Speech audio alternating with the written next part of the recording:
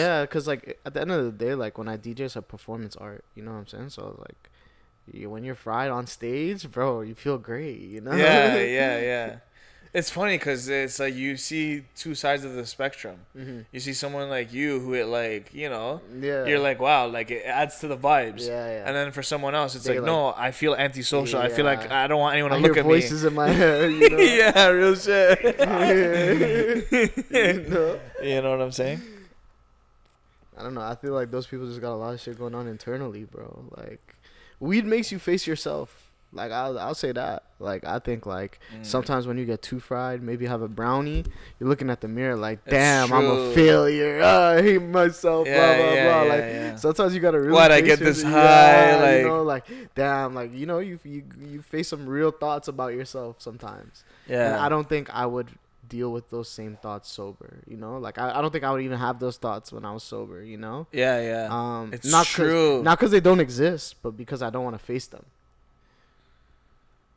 Can we call it anxiety? Yeah, valid. Yeah, maybe it's like you're right. I remember there was a shift because like after you're stoned, anxiety is the perfect you're like word. these things that I'm anxious about when I'm high, I never got anxious about when I was sober. I never thought about. I this never. shit. Yeah. You know It's what? so Maybe true. That is anxiety, bro. Yeah, I think it's like a. Oh, I never really thought of it Yeah. like that, bro. Because I've never really talked about it. Like, Yeah. I never really said it out loud. But yeah, that's definitely anxiety. It's anxiety, bro. It's like, Ooh. but it's there. You just There's unpack something thrilling about it too. Like, as fucked up as it's kind of like a tattoo. Yeah. You know, Okay, you get tell a me more. like you get a tattoo. Like, yeah, it's a painful experience overall. Yeah. But there's times you get used to the pain, Yeah, and there's you're times locked it in, kind of yeah. feels good Yeah, in no a weird cap. way. No cap, I understand. I understand. Yeah. Only feels good when you finish and you look at the product and you're like, oh, this is. No, there's times. Nah, there's there's times you're times, actually above the yeah. pain. Yeah. You're actually just like Yeah, like especially not like, the whole time. I got like 2 tattoos right here, and like when it felt like a massage gun, bro. It was a Oh, lot, I could imagine right here's a good spot. Yeah. I could imagine it's not too painful above the kneecap. No, it was not bad at all. What's your tattoos? I got a lot, bro. You want me to be a whore? Tattoo tour? I meant these two here. Oh, I got the sun and the moon from the Nepal flag. Okay. My bad. No, that's real. That's crazy. That is funny. We're doing an introduction now? Yeah. We can start, bro. Honestly, bro, season 2, episode 24. 24. The final The Kobe episode, the Kobe episode. Yeah, I was thinking that's actually why there's no other reason. We had at 24 actually because it's hard objectively to get through 24 episodes in a season. Do many seasons, season over season over season. Agreed. There's burnouts, there's ups and downs, there's You're approaching syndication. yeah, for real. Like versus like I honestly like genuinely like no disrespect, but if you have like a 5 or 6 episode season, like there's different like The effort is 24 is like it's different. yeah, 24 is a lot. So we were like talking about it and we were seeing like who we thought a lot about who would the last episode be, and like we really wanted like someone who like chasing their bigger dreams, repping the city, repping Scarborough. Yeah. Someone we're actually like, it's funny. Ever since I started meeting people in the industry, I have rarely ever asked Terani, yo, can you introduce me to someone? That's very true. Yeah. That was that one day at Claremont's listening party. I was like, yo, very can you true. introduce me to Berma? Because like I see his tweets from afar and like I'm actually a fan. I think he's hilarious. Yo, thanks. Yeah. So, with no further introduction, our season finale guest, Jeez. Berma. Big B. Scarborough in the house. Thank you guys for having me. Yeah, I already Thanks for know. having me. Congratulations, 24 Thank you. episodes. Appreciate you. Kobe episodes, like that's Yeah. serious. That's huge. Yeah. Yo, he doesn't like to give me credit for this. Okay. But cause we're talking Scarborough now. Okay. I grew up at Kenya 401. Okay, but you're a Kennedy Commons guy. Yeah. Okay. Yeah, bet. Antrim, Yeah. There used to Yeah. be a movie theater there. R.I.P. Yeah. The Yeah. AMC. Yeah, the yeah. AMC used to be right there. I Yeah. watched Dr. Doolittle there. That's crazy. That's a deep cut. You know why? Because I wasn't here yet. Oh. I was still like an immigrant. Yeah. Not an yeah. immigrant. Like I was still living back home. Mhm. But I came to visit. I think this was my second or third time visiting here. And I remember going to the movies. Yeah, that one. That was like my first movie memory that I was like, yo, this is sick, bro. And it's outside of where I was living.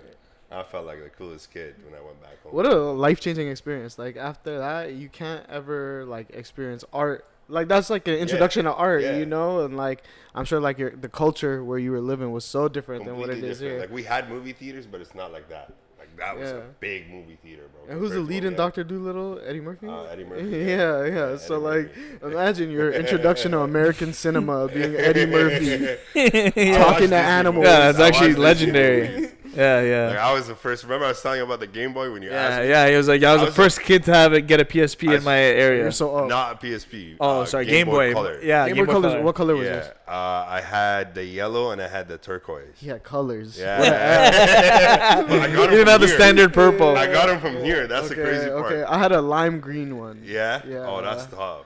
Yeah, I had a lime green one, and I always used to have like Pokemon Yellow in the back of it. Woo! Oh, I love Pokemon Yellow. I had overrated. I can't even remember. Really? We had a bunch of them. If you go back and play it, Pokemon Yellow is a terrible experience. It is. It is. Like, like quality of life is bottom tier. Yo, so the graphics stink. You know when it started getting good for me? Ruby. Like, I think that's when the it's like, objectively the best. Yeah. Like objectively. Yeah? Yeah, my favorite is second gen, like Silver, Gold, Crystal. Yeah. And the remakes.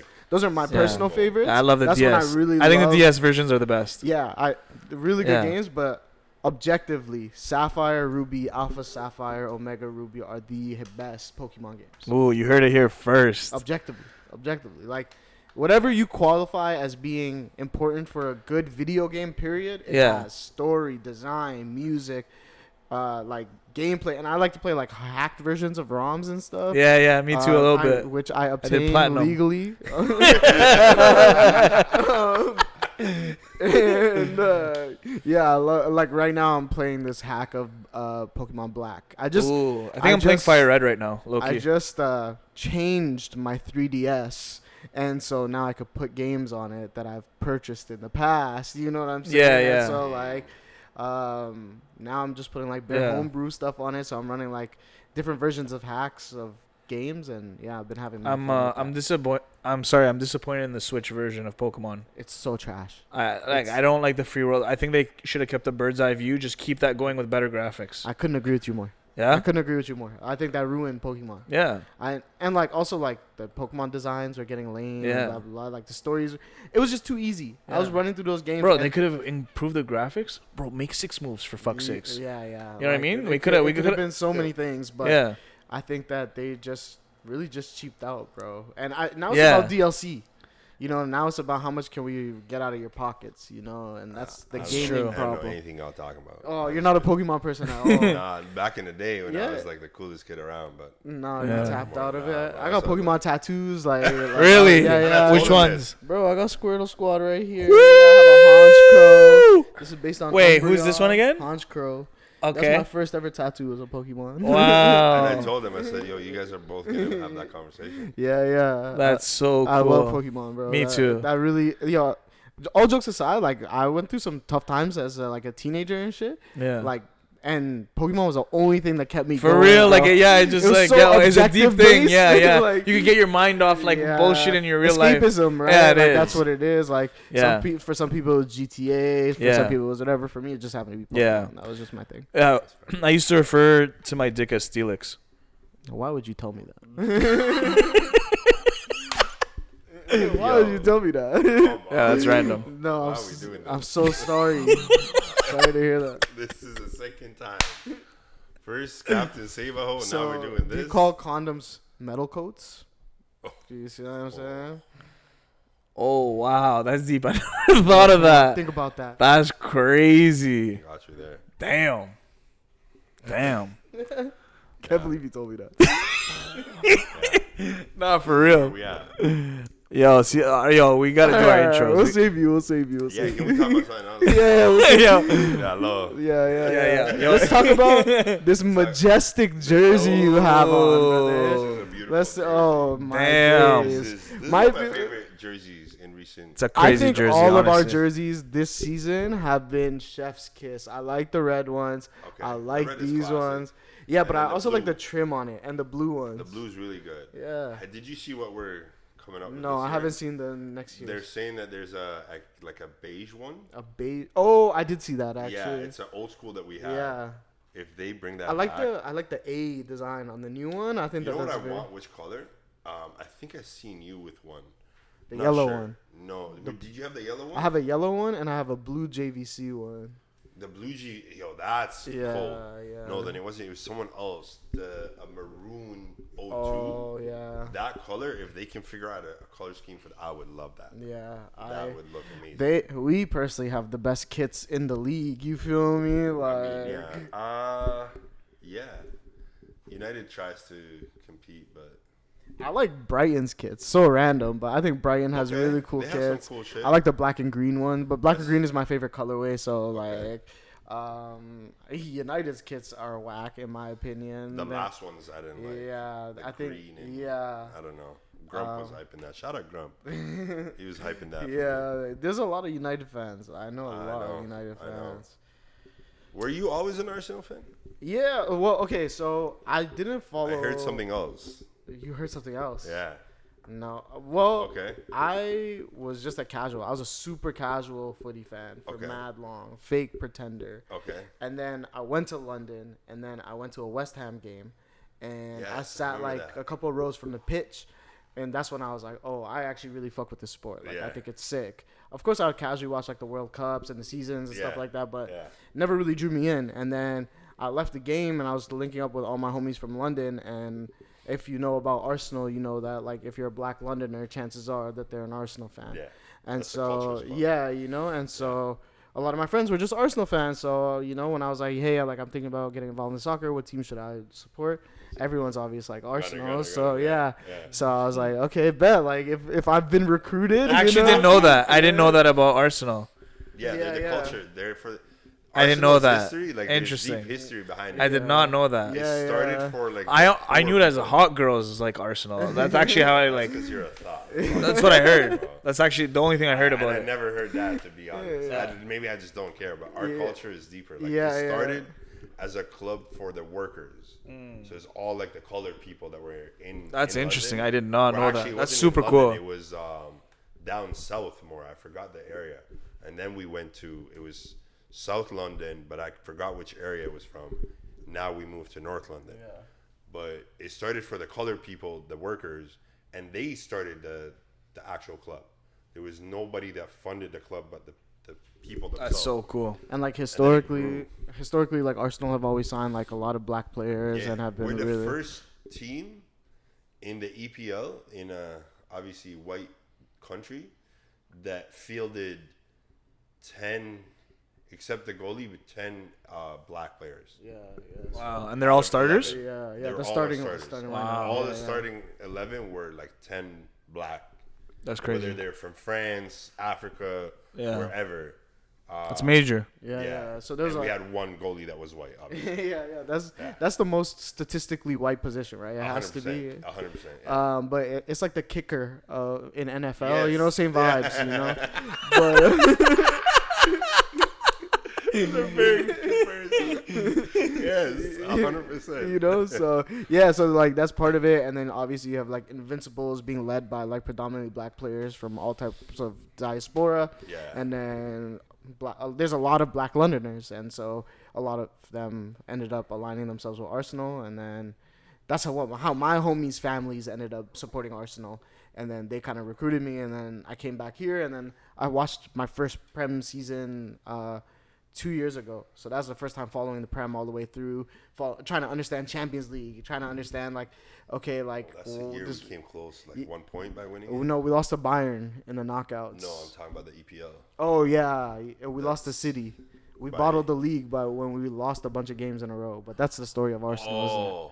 That's when we got Saliba was out. Was that the year Saliba was out? It was 2023, 2024. Oh, we lost the league by 1 point? Yeah. Yeah, that's when we lost the That was league my by 1 first season following I Arsenal. thought y'all were going to win. That year was shit, bro. Fuck that year.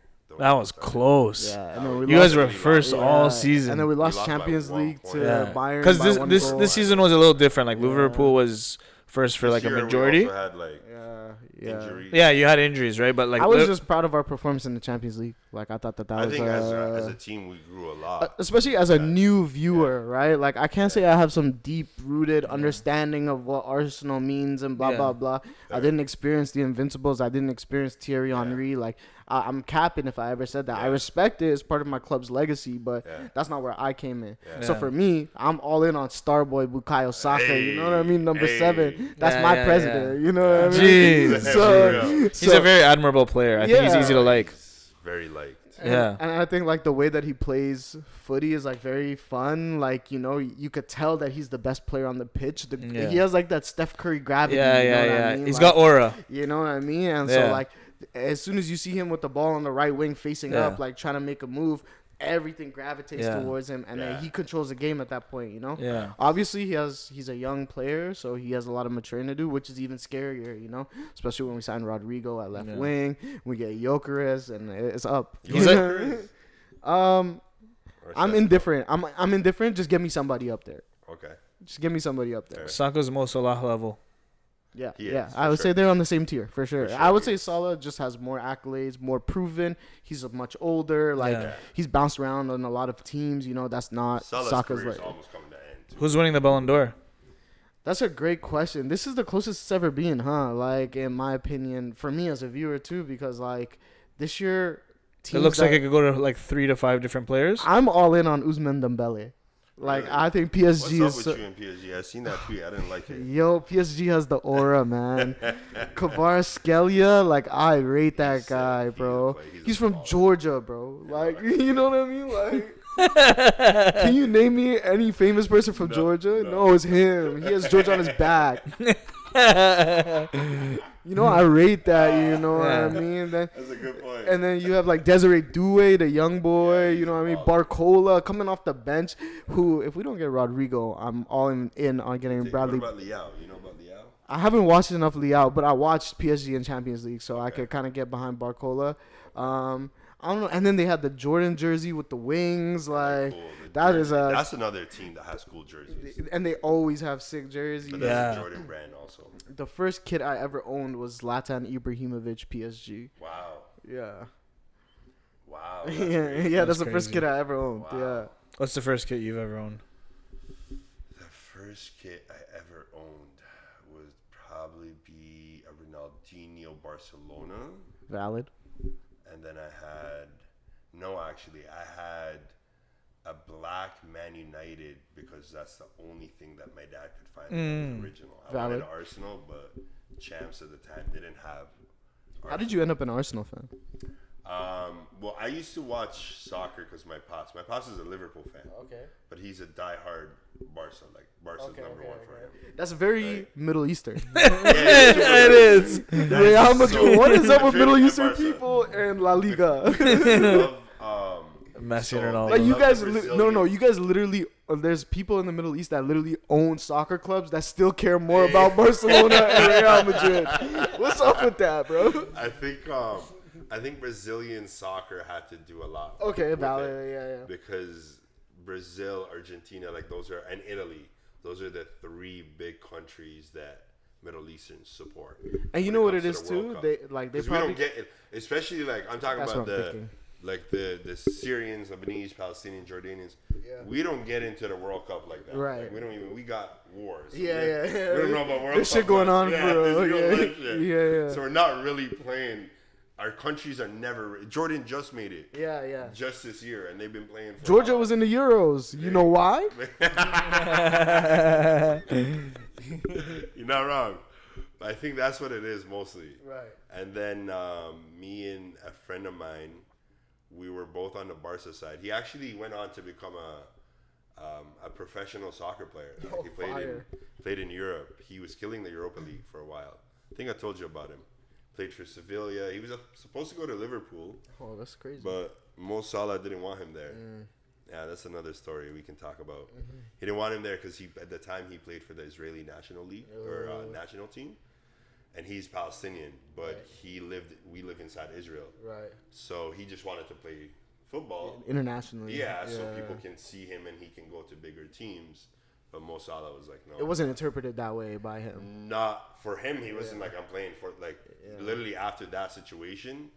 He's like, fuck this. What am I doing this for? Yeah. They're being racist towards me, and nobody's really looking at me. They think I'm a traitor. I don't need to fucking play for this country or this whatever national team at the time.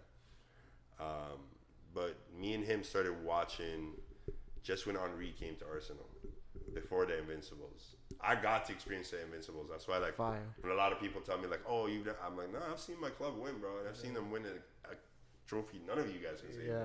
Yeah. So, yeah, that was it, bro. I seen Henry play with Bergkamp and all those guys, and I was just like, yeah, I'm going to be an Arsenal fan. Yeah, that's fire. Like, I'm not. Because obviously I went with Liverpool because of my dad. Right. I was like, no, fuck. You guys are trash. You guys got no culture. Yeah. Just a bunch of scousers. That's it. I like the Scouse accent. I'm not going to lie. Yo, to it's you, funny. I like it. It's funny. I respect the accents. Yeah. You know, like, Are you good at doing accents? Nah, I think God knew I'd be too powerful. If I could do accents. Like, if I could master that skill, like, shout out Nima. Bond, that guy bro. goes crazy with it. Yeah, bro, because, like, man, if I could do accents, I'd be everywhere. Because I already am everywhere, you know what I mean? And you've experienced so many different cultures. You're very cultured. You know what I'm saying? Like, you really dabble in a lot of cultures in the terms, like, you respect it, but you still want to know things about it and things like that. And you know what I've convinced myself? I love where I'm from too much to pretend like I'm from somewhere else. And that's why I never learned accents. That's how I justify it in my head. Okay. That's deep. I mean? All right, That's I deep. like that. You know, like, I respect, like, let the people who are from there speak like that. I don't speak like that, you know? Yeah. I can't even do a Middle Eastern accent. No? It just come out naturally. Yeah, You know? But I can't really, like... Do you have like, can you speak Arabic or what? Yeah. I speak Arabic. I speak Arabic fluently, too. Okay. Do people say you have, like, a Westerner accent when you speak Arabic? No, because my Arabic is not... My Arabic is good enough that I don't... That was your first language, a lot? Yeah. Yeah, but he left older. Like, he wasn't, like, too young. I was turned 14. I basically lived there 13 years. Right. And the most formative 13 years. Yeah. And that's the first. Right. You know what I mean? Yeah, so I learned that language. Mm-hmm. English was actually horrible when I got here. English is a tough one, man. Bro, I was in grade 8 and my level of English was grade 4. I was 4 years behind. And imagine coming to a place like Toronto, bro. Yeah, like, exactly. You know, the English that we speak is so different. You know what I'm saying? You see what I mean? Like, this is not the English that they taught me in school. You know? Because they teach British English. Yeah, they speak like proper. Yeah, you exactly. know what I mean? And then I had to learn Hebrew. Word. But I'm not that, like, I'm okay. I can, once I have conversation, right, I'll pick up, but Arabic, no. Like, Arabic, I speak with my parents. Right. That's an everyday thing. Every day. Yeah. And then when I see people on road that speak Arabic, I just talk to them in Arabic. Okay, fine. That's me with Nepali, too. So, same vibes, Yeah. If I see Arab shorties, I'm speaking to them in Arabic only. Fire. I'm talking mad. Goes, hey, Can you tell, Yeah. like, is it like Latin American Spanish where just based off an accent, you could kind of tell where someone's from? Yes. Yeah, we do have Yeah, there's different dialects. Like, so you can tell right Egyptian, away. like, Egyptian Arabic is different than Palestinian. Different than Lebanese, different have than... their own, like, little accents. Syrian, too. Right. It's little words that they say you can hear right away. But honestly, I can't understand most dialects. Like, I don't... What's your ethnicity? Or I'm Egyptian. Egyptian. Yeah. So how you speak So, is so different than everyone But, else. like, we also, like, we're a pretty big Arab country, like, in terms of, like, pop culture and stuff. So I think... You're the driver, the influencer. Technically. Okay. Yeah, People would say, let's say that. That's a fact. Okay, but and I'm saying that with, like, if you don't think that, you're an idiot. Yeah, the entertainment, they run the entertainment industry. From years ago. Like, For sure. Music 30s, and movies. Like, that's how long they've been culturally. Yeah. You guys have the best footy club in that region, the best African football player, you know what I mean? Like, you have cultural capital, for sure. They're the culture. They're keeping the Arabic culture afloat for a while. Oh, interesting. I did not know that. Yeah. Yeah. I did not know that. Excuse me. Yeah, because it's funny because, like, I can't be believing for the West... Egyptians Yo, for the West, it's like New York, you know, the city that never sleeps. Right. Or America, we could say. Yeah, but it's like Cairo's different. Word? Cairo, the city that never sleeps, is different. The culture is like New York could never. You're selling it to me, bro. You might see me up New in York Cairo, can never. I think Cairo is one of the. You might see me in the bazaars of Cairo, bro. Going crazy, bro. Yeah, it's really Arabian Nights. Yeah, like bro. the night really ends at 4 or 5 in the morning, like truly every day. Yeah. That's fine. I'll give Egypt that, and I say to him, most of these people they start thinking they're the fucking pharaohs. Gives them a little bit. It's like, oh, shut up. The Avatar eyes start glowing. Do you know Egyptian people in the city? Like in Toronto, I Yeah. actually don't know many Egyptian okay. people. And I love my Egyptian people. Yeah. Like, I roast them, but the people that know I love Egyptians, like funny enough, I used to go to Egypt every summer. Fire when I flag. was there. Good Oh flag. yeah, it is tough. Good The flag. eagle is tough. Good flag. Right? Yeah, and you have an eagle. I fuck with flags, bro. I be knowing Yeah. flags. So. yeah. I think you'll have fun in Egypt, bro. Yeah, you I would have love fun Egypt. anywhere, but I think Yeah. you're really Yeah. selling me on Yeah, it. yeah. Cairo, the Red Sea. Oh man, It's just Where different. the pyramids. Yeah. Have you ever seen DJs by the pyramids? I have seen like videos and shit. Those parties. Bad vibes, bro. Bad vibes, man. Those are nuts, bro. Them men are dead, bro. I'm not trying to party right by them. They're up, bro. I'm telling you, they're Yeah, up yeah, partying. yeah. They have a really good. It's crazy over They have there. a really Nightlife good scene. nightlife culture. Yeah. Is Cairo like a young city? Would you describe it as that? It's vibrant. It's just You like mean like so. young and- Yes, and the Age? people. Yeah, the people. The Oh. people. Cause like Medellin to me, So- an experience with Medellin, that's a young city. Okay. You know what I mean? Like yeah, there's a lot of older folks, but the young people are out and about. Like you So know, something about like Cairo, like it doesn't rain in the summer. that's a bar. What? Yeah. So you get like 3-4 months with no rain. The thing is, Colombia is the complete opposite. So Yeah. it rains like Yeah. it rains an hour out of every Yeah. day. So imagine like what the night like the day starts at 4 p.m. Cause it's just hot too. Yeah. Imagine. Yeah. So they need to wait till like 7-8 o'clock for it to cool down. Damn, that's fire, man. I can't even Yeah. perceive living life like that. You know, like Different. siestas in like Mexico and stuff like that. How Yeah. that's just like embedded in their culture. Like- I think that's sick. Yeah. Like 2 a.m. is like 7-8 p.m. Because their night just Yeah. like everything's just Yeah. shifted. That's so interesting. I never really thought about that. Yeah. I feel like that's like people who live in like Antarctica or like Yeah. go It's to, like a the whole poles. different like yeah. or like Greenland. Like, Yeah, where yeah. Maybe, 23 hours of sunlight sounds like a nightmare scenario. Yeah. That's crazy. 23 But isn't there a place in hours? Canada where it's like 6 months day, 6 months night? Like that sounds like a that's threat. a territory. That's horrible, I think it's a territory in Canada. Yeah. Is that real? Yeah. What territory? Yeah, 6 months Probably daylight. Northwest straight, territory or it's like daylight for 6 straight months, and then 6 straight months straight night. I can't do that. Bro. No, Like, what that the sounds like horror. Like I don't want that. I think like seeing the sun has prevented me from making a lot of bad decisions. You know what I mean? Like, I've been in Real mad shit. places.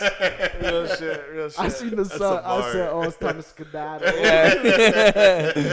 Yeah. Smoke bomb.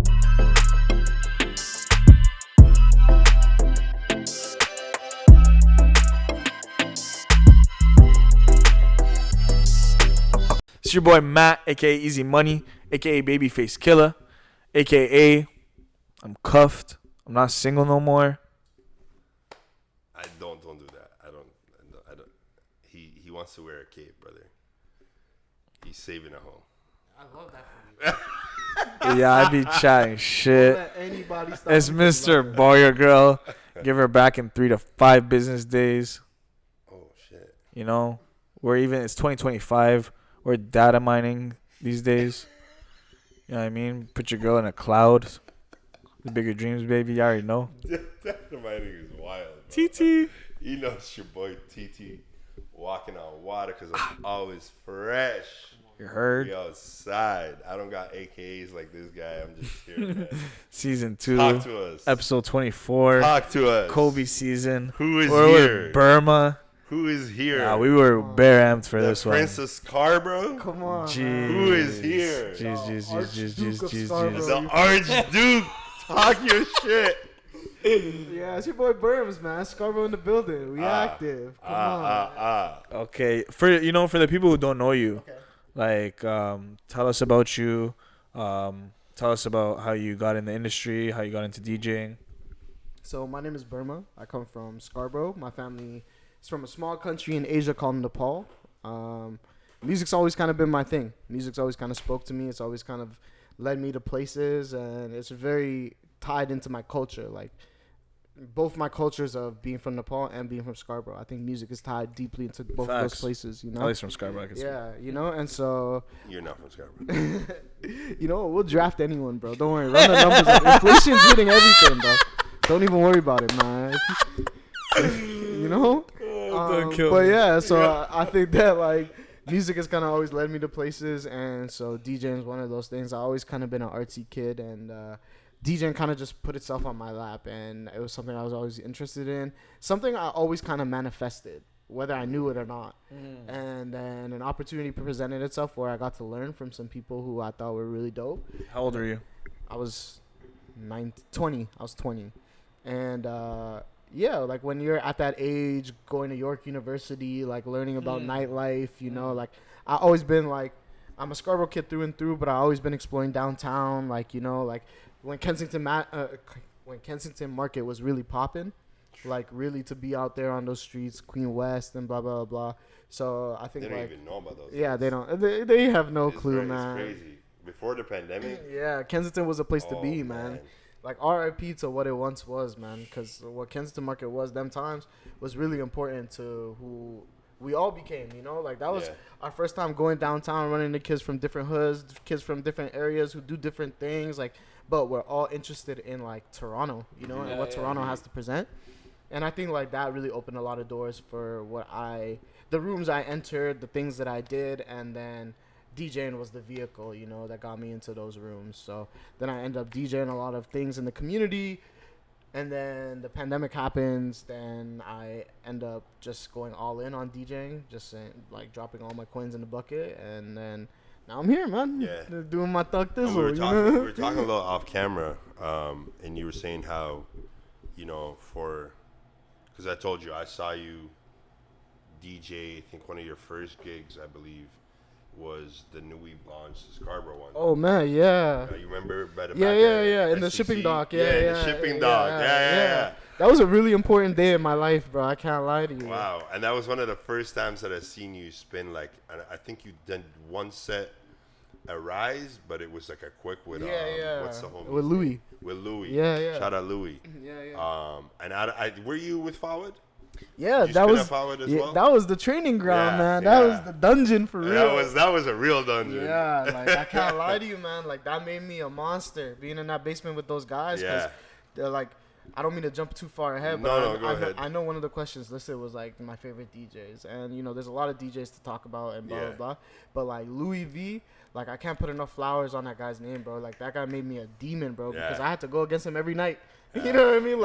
Like that's like imagine being teammates with Steph. You know, like you gotta go out there and you gotta figure it out. You know, and he's that guy too, and bro. I came in as a rookie, and he said, "Yo, like I know you're trying to learn, blah blah blah. Me and my homies are starting a thing. If you want it, I could get you a set." North was there too. North was there. Keys was there. Like the whole Vern was in there. Like I'm not even from Vern, but like you know, like all those guys who really had a lasting impact on what I would end up doing. So like I'll never forget those guys for that, because like really and truly, like me and Jamie Lee met there. Me and Manalang used to be there. Me and A-Dubs met there. There was a lot of us. Q, like Playgirl. Yeah. She came up under there. So like all of us were all in the same space. We just didn't know yet.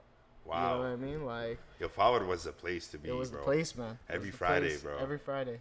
Every Friday, Sweaty Kensington Market, basement, nasty Sweaty, sweat. dingy basement. Yeah, Ugh. bro. Oh. What I doing right now? No. Never.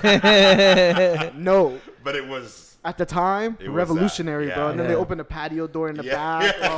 There's like levels unlocked. Yeah. Because it was a 2-floor party. So upstairs would be like at the time an older crowd, you know, which would be probably like the age that we are now. Oh yeah. You know what I mean? Yeah, for sure. But like, and then downstairs was all the young kids. You know what I mean? So it was like real rowdy, 19, 20.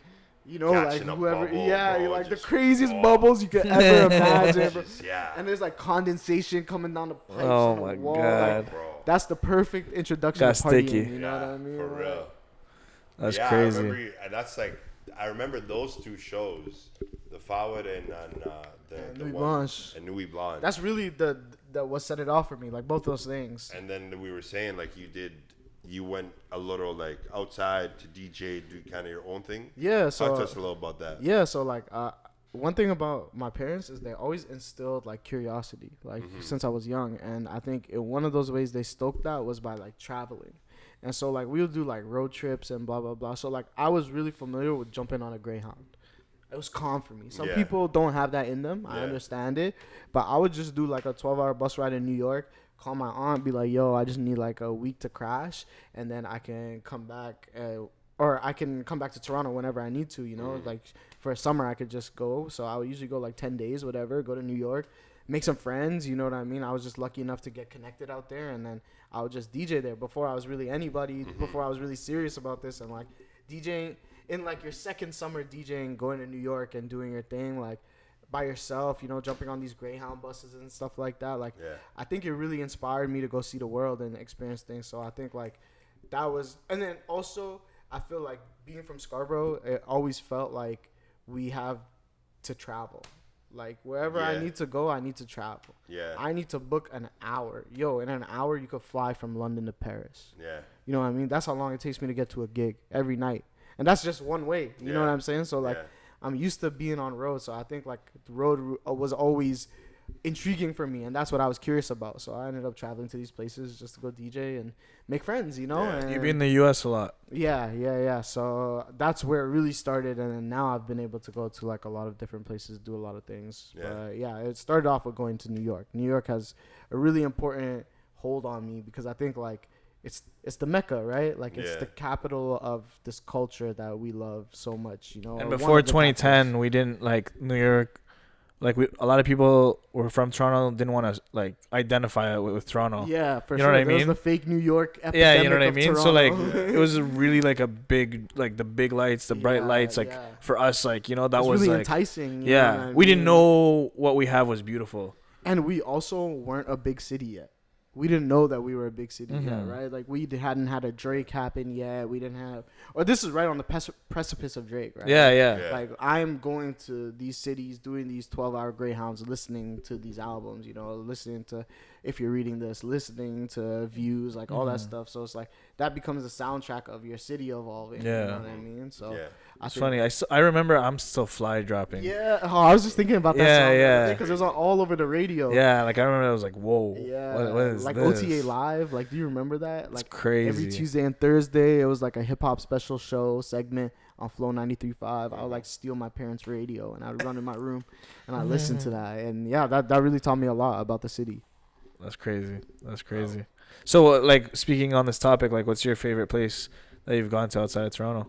Favorite place I've gone to, like just for funsies. No, for that and DJing, like. Okay. For funsies, I would say like being in Medellin, bro. Like I think Colombia is so fun, man. Like I had a really good time there, and not just for the degenerate stuff that everybody probably assumes. You know what I mean? But like for real, like culture, the kindness, the story of revolution, like the story of like.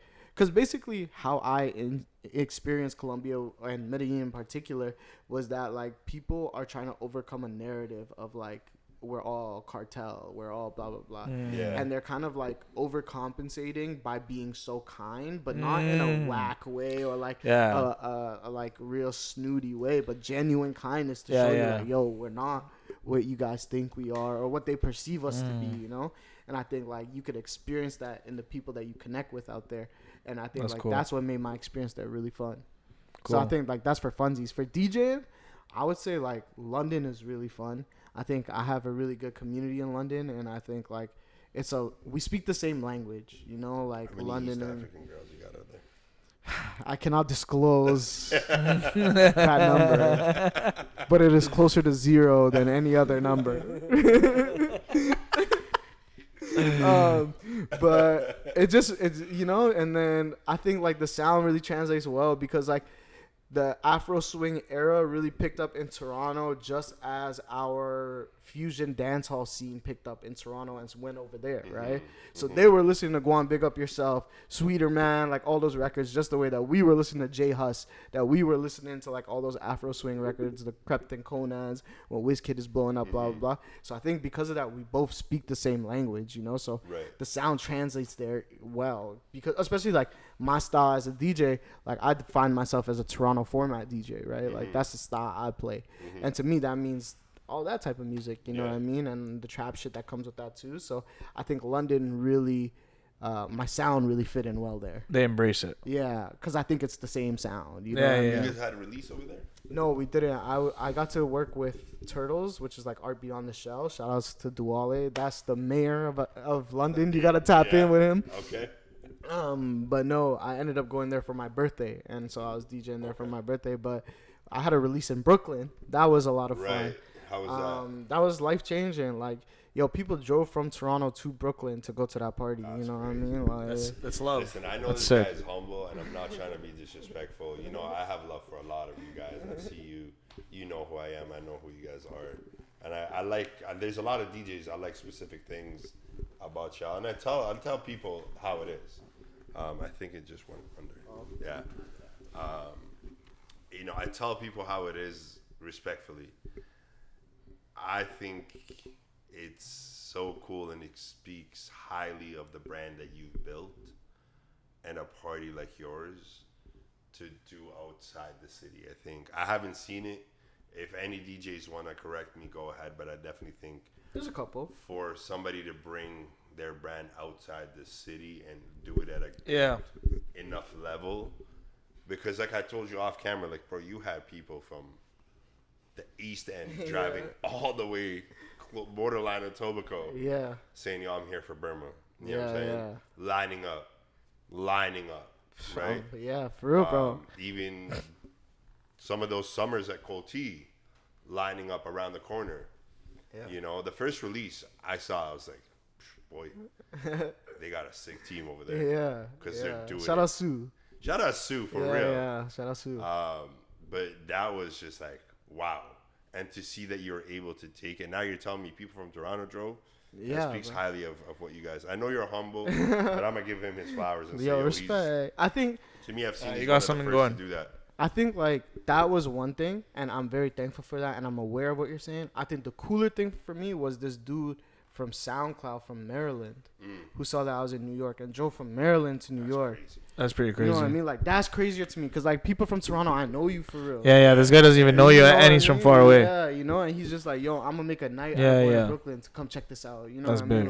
Like, that shit means something to me. Yeah, you know? yeah. Like, I was in Atlanta earlier That's this impact. year. Right. And I have a really good friend, Manu. You know Manu. She does nails. She's an incredible, talented artist.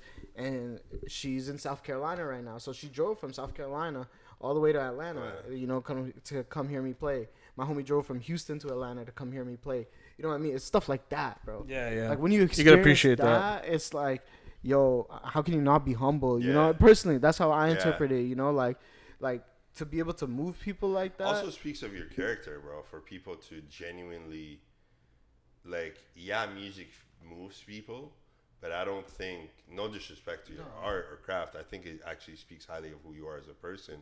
For people to drive distance to come and see you, I think that's genuine enough of energy that you gave them that they're like, yo, I actually want to go see this guy for who he is. And that's so crazy to me, man, because, like, to me, obviously, your craft speaks for itself, and you know how I feel about you as a DJ. Yeah, of course. But I feel like that's just who it speaks of your character, who you are as a person. Yeah, I always believe that you should give back what you take. You know what I mean? And I think, like, I've traveled so many different places, experienced so many different things. So when people come to Toronto, I try and leverage what I've done here to be able to present them the same opportunities, bro. Because, like, at the end of the day, wherever you go, everyone's just on the same hustle. Like, especially when you're in the same industry, doing the same medium. Right. Like, we know what good DJing is no matter where we go. We know what that sounds like. Objectively, there is a standard. 100%. Toronto's standard just happens to be through the roof. Yeah. But everything here is through the roof. Yeah, valid. But, like, so, like, you go to these cities and I get to experience Atlanta, London, whatever, and chilling with my homies. Same things they're going through is the same things we're going through. The same issues they're facing, we're facing. So you start to... It's all relative. You know what I mean? And you start to realize, like, oh, okay, like, everyone... This is an industrial problem, you know what I mean? This has nothing to do with my city. And sometimes you can grow resentful towards your city, you know what I mean? That's why I really encourage people to leave as much as you can. Like, you know, find a home somewhere, but, yo, go see the world, you know? Because, like... It's not your city. It's not your city, you know? Like, this is a capitalistic structure issue, you know what I mean? We are victims, you know? Real shit. You know, and, like, I think, like, maybe it's because like going to York University, you know what I mean, and like being in liberal arts and shit, like you learn a lot of this stuff and see the impact of what it does. Like, for example, in one of my classes, they wanted to do like a street tour of like Regent Park, and they wanted to like observe life in Regent. And I actually like wrote my professor like saying, hey, I don't feel comfortable doing this because I have friends that live there. Like, they're not zoo animals, you know what I mean? Like, and then he was just like, oh, like I never really thought of it like that. Okay, boom. And then the pandemic happened, so then we couldn't even do it anyways. But so like I remember just like, because like we're really from this city, you know, like we have to take care of it. And I'm lucky enough that, you know, you get what you take what you get. And so it's like when I go to these cities, I also meet people who are equally as invested in their city, you know what I mean, while also still traveling, you know. So I think like we're all unified in the same front. We all got the same issues, you know. We're all trying to crack the same codes. Like, why not make the world a little bit smaller and help each other along the way? It's a bar. Yeah, I agree. Do you think Scarborough has a big influence on that kind of attitude towards it? 100%, bro. Like, it has to be. Yeah, 100%. Like, I think being from the East, and you know, some people might feel otherwise, and I'm not comparing us to anywhere else, but just where I'm from and the things that we have to experience, you get comfortable in doing things by yourself. You know that if you believe in yourself or you want something done, you got to do it yourself. You got to go get it, you know? And that's just the mentality that we take with us wherever we go. But along the way, you're going to meet people that are cool, who understand what you're going through because they're trying to do the same things. And those are the people that ends up being your brothers for life, you know? Yeah. And that's just reflective of the world as a whole. You know what I mean? Like, wherever you want to go, whatever you want to do, you got to go get it. Way of him saying that Scarborough's better than anywhere else. Nah. It is the greatest place on earth, though. I don't know if you guys heard. Love Scarborough. I love Scarborough. I don't know if you guys heard. This guy named Walt Disney went to Scarborough and decided, yo, this is a wonderful place. We need to make a world that kind of looks like this. And that's actually how he got the idea for Disney World. Fun fact. That's crazy. Nah, like there's a big change in Scarborough. Like, you know, just even seeing like the shooting stars and like people taking pride in that and stuff like that. And I think like we were stripped of all of our places to gather. There's nowhere to gather in the East, bro. When you think about it, you know, if we're not getting dinner, if we're not watching a movie, we're not going to play pool, doing shisha. Yeah. We don't got nothing, you know. It's true, they did. Those are our 4 options, really. You know what I mean? And so like these, especially like teenagers, like young adults, they don't have anywhere to hang out, bro. So they gotta go all the way to the city if they want to have fun. Exactly. That's what I had to experience, right? Like I didn't have anywhere I could go in the East other than Rise, really, at the time, which was probably the only gathering place. So I say that to say it's cool to have a Shooting Stars game where we could all hang out. Yeah. All come together supporting the same frontier. Like I think it's beautiful going to Shooting Stars games, seeing all the fitteds, seeing all the baddies, the bow. You know what I mean? Their gear is hard. Yeah, seeing everybody wear their ice out, sitting courtside. Like we didn't have that before. I went to a Shooting Star game. I can't remember who they were playing, but one of the players on the other team is from Mornell. So if you know where the Shooting Stars arena is, Mornell's the neighborhood across the street. Yeah. So they came through all wearing T-shirts that said Mornell, just black. You could tell someone pressed it live. And it's still fresh. And they sat like 5 deep front row cheering for their guy. You know what I mean? That's like sick. They're from Scarborough, but they wouldn't have been able to experience that if we didn't have a place for that. You know what I mean? Yeah. I think like that's so important. Like I think of like great basketball cities, right? Like I'm a big basketball nerd, and like Rucker Park, Venice Beach, the Seattle basketball runs, like PG County, like all these places have places to hoop. If we want to make hoopers, because Toronto's a hooping city, bro, then we got to provide aspirations that are attainable for hoopers. That's just going to increase overall quality of hoops. 100%. That's how I look at it. That's very true. So you brought up basketball. Yeah. Talk to us about the Raptors draft pick. I know. I never look into drafts. Okay. Any sport that I follow, I never look into drafts. That's too much pressure on an 18, 19, 20-year-old person. Like, I don't ever want to do that. So, like, unless you're like Cooper Flagg or Ace Bailey or one of these names that are like highly buzzed, I never really care about. Yeah, you don't look to it. Yeah, you don't. It's too much pressure, man. And like, let me see them against grown ass men who are paying mortgages. That's when I'll know what you're really made out of. You know what I mean? Like, yo, you're NIL kids. Like, what are you talking about, bro? Like, what is that, fam? But you're on scholarship. You know what I'm saying? You're the king of your little 4,000 town city, whatever, right? But get in the league, get in the big leagues. You know what I mean? 255 guy. He's going through child support right now. His wife, he just took half. You know what I mean? Like, and he got to go out there. He's roid raging. You feel me? 4 concussions. Legal cases. You know what I mean? You think he cares? Yeah. You know what I'm saying? You think he's an 18-year-old guy from Indiana? You know? Like, no, man. It's true. Like, you know what that reminds me of? Like Kevin Porter kind of like losing a spot in the league, and like he just had like, imagine trying to play Kevin Porter Jr. after he lost his spot in the league. You know, that guy's busting your ass, bro. Exactly. You know what I mean? And like those leaguers are serious, bro, and they're fighting for contracts in the NFL, and God forbid it's 2 crap teams facing each other, because those guys are fighting for their lives. You know, they're on the cutting block. Cutting block for real. Like, I'm not even trying to glorify it or anything, but that's their reality, right? Like every game could be their last. The lifespan in the NFL is so short. You know what I mean? So I never really believe in rookies. You know what I mean? Not to say I don't believe in rookies. Let me not say that, but I don't put too much. Yeah, you don't. You kind of got to see everything changes when you go to the league. But I am upset that we fired Masai Ujiri. I am very anti-firing Masai Ujiri. He's the most successful sports manager across any Toronto team since 1992-93. That's the Blue Jays. Blue Jays went back to back. Since then, nobody has been able to bring the glory that Masai Ujiri brought to Toronto. Super true. We were just talking to Warren, and he said, culturally, it's going to affect us. But he doesn't think that it's going to impact the team as much when it comes to the decisions, because it was Bobby Webster running the team basically at the back half of Masai's. I don't like his decisions after the Raptors won the chip. Masai or Bobby? Bobby. I don't know what anymore, it kind of looks like. Both of them. I don't know who's making what decision, but they're a collective. And then like on the other side of it, they also just fired Brandon Shanahan from the Maple Leafs. You know what I mean? So and then the Rogers company just came and bought a big stake in MLSE's sports stuff. So now it's Ed Rogers running it and blah blah blah, which is like a whole different story about like nepotism in Canada and what that does for our wealth and blah blah blah. Right? So it's like I feel like the Raptors are such a perfect metaphor for Toronto, man. That's why I'm so tied down to them. You're the perfect metaphor for Toronto, man. You really ride for the city, though. I love Toronto, like you bro. really ride for the city. I love Toronto. Did you go to Kendrick's show? I did not go to Kendrick's show. Have I been to a Kendrick show? Yes. Yeah, but no this time. Not this one. No. Did you, because I've seen him. I believe that if you have a good experience seeing an artist live, you should not see them again. Got you. Because it might tamper.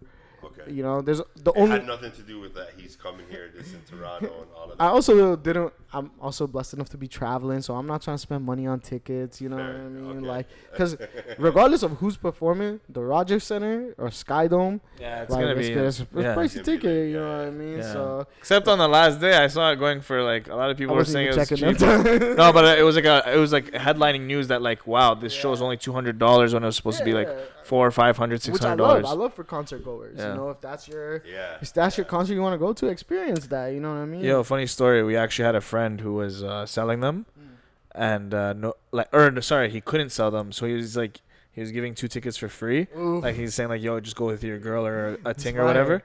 Nobody took them. Wow, that's so real. And they were free. That's so real. I know. I got offered 2 different tickets. I said no, you will not catch me at that show. Yeah, I don't have business over there No. personally. Like personally, I don't really care to talk about it too much, but it's not even about that. To me, it's just more like, I'm standing with my city on this one because and I've seen him twice. I feel like a city. That's what I'm saying. Like I've seen being attacked, and the thing is, I would love to watch Kendrick. Yeah, like why would you go watch him shit on us? Like to me, that's what cheeses me, bro. Like this guy's coming here stomping on. Everyone's at that fucking Asian restaurant. What's it called again? Okay. Yeah, everyone's there just fucking. Yeah. Like, bro, what the fuck is that? That's the thing.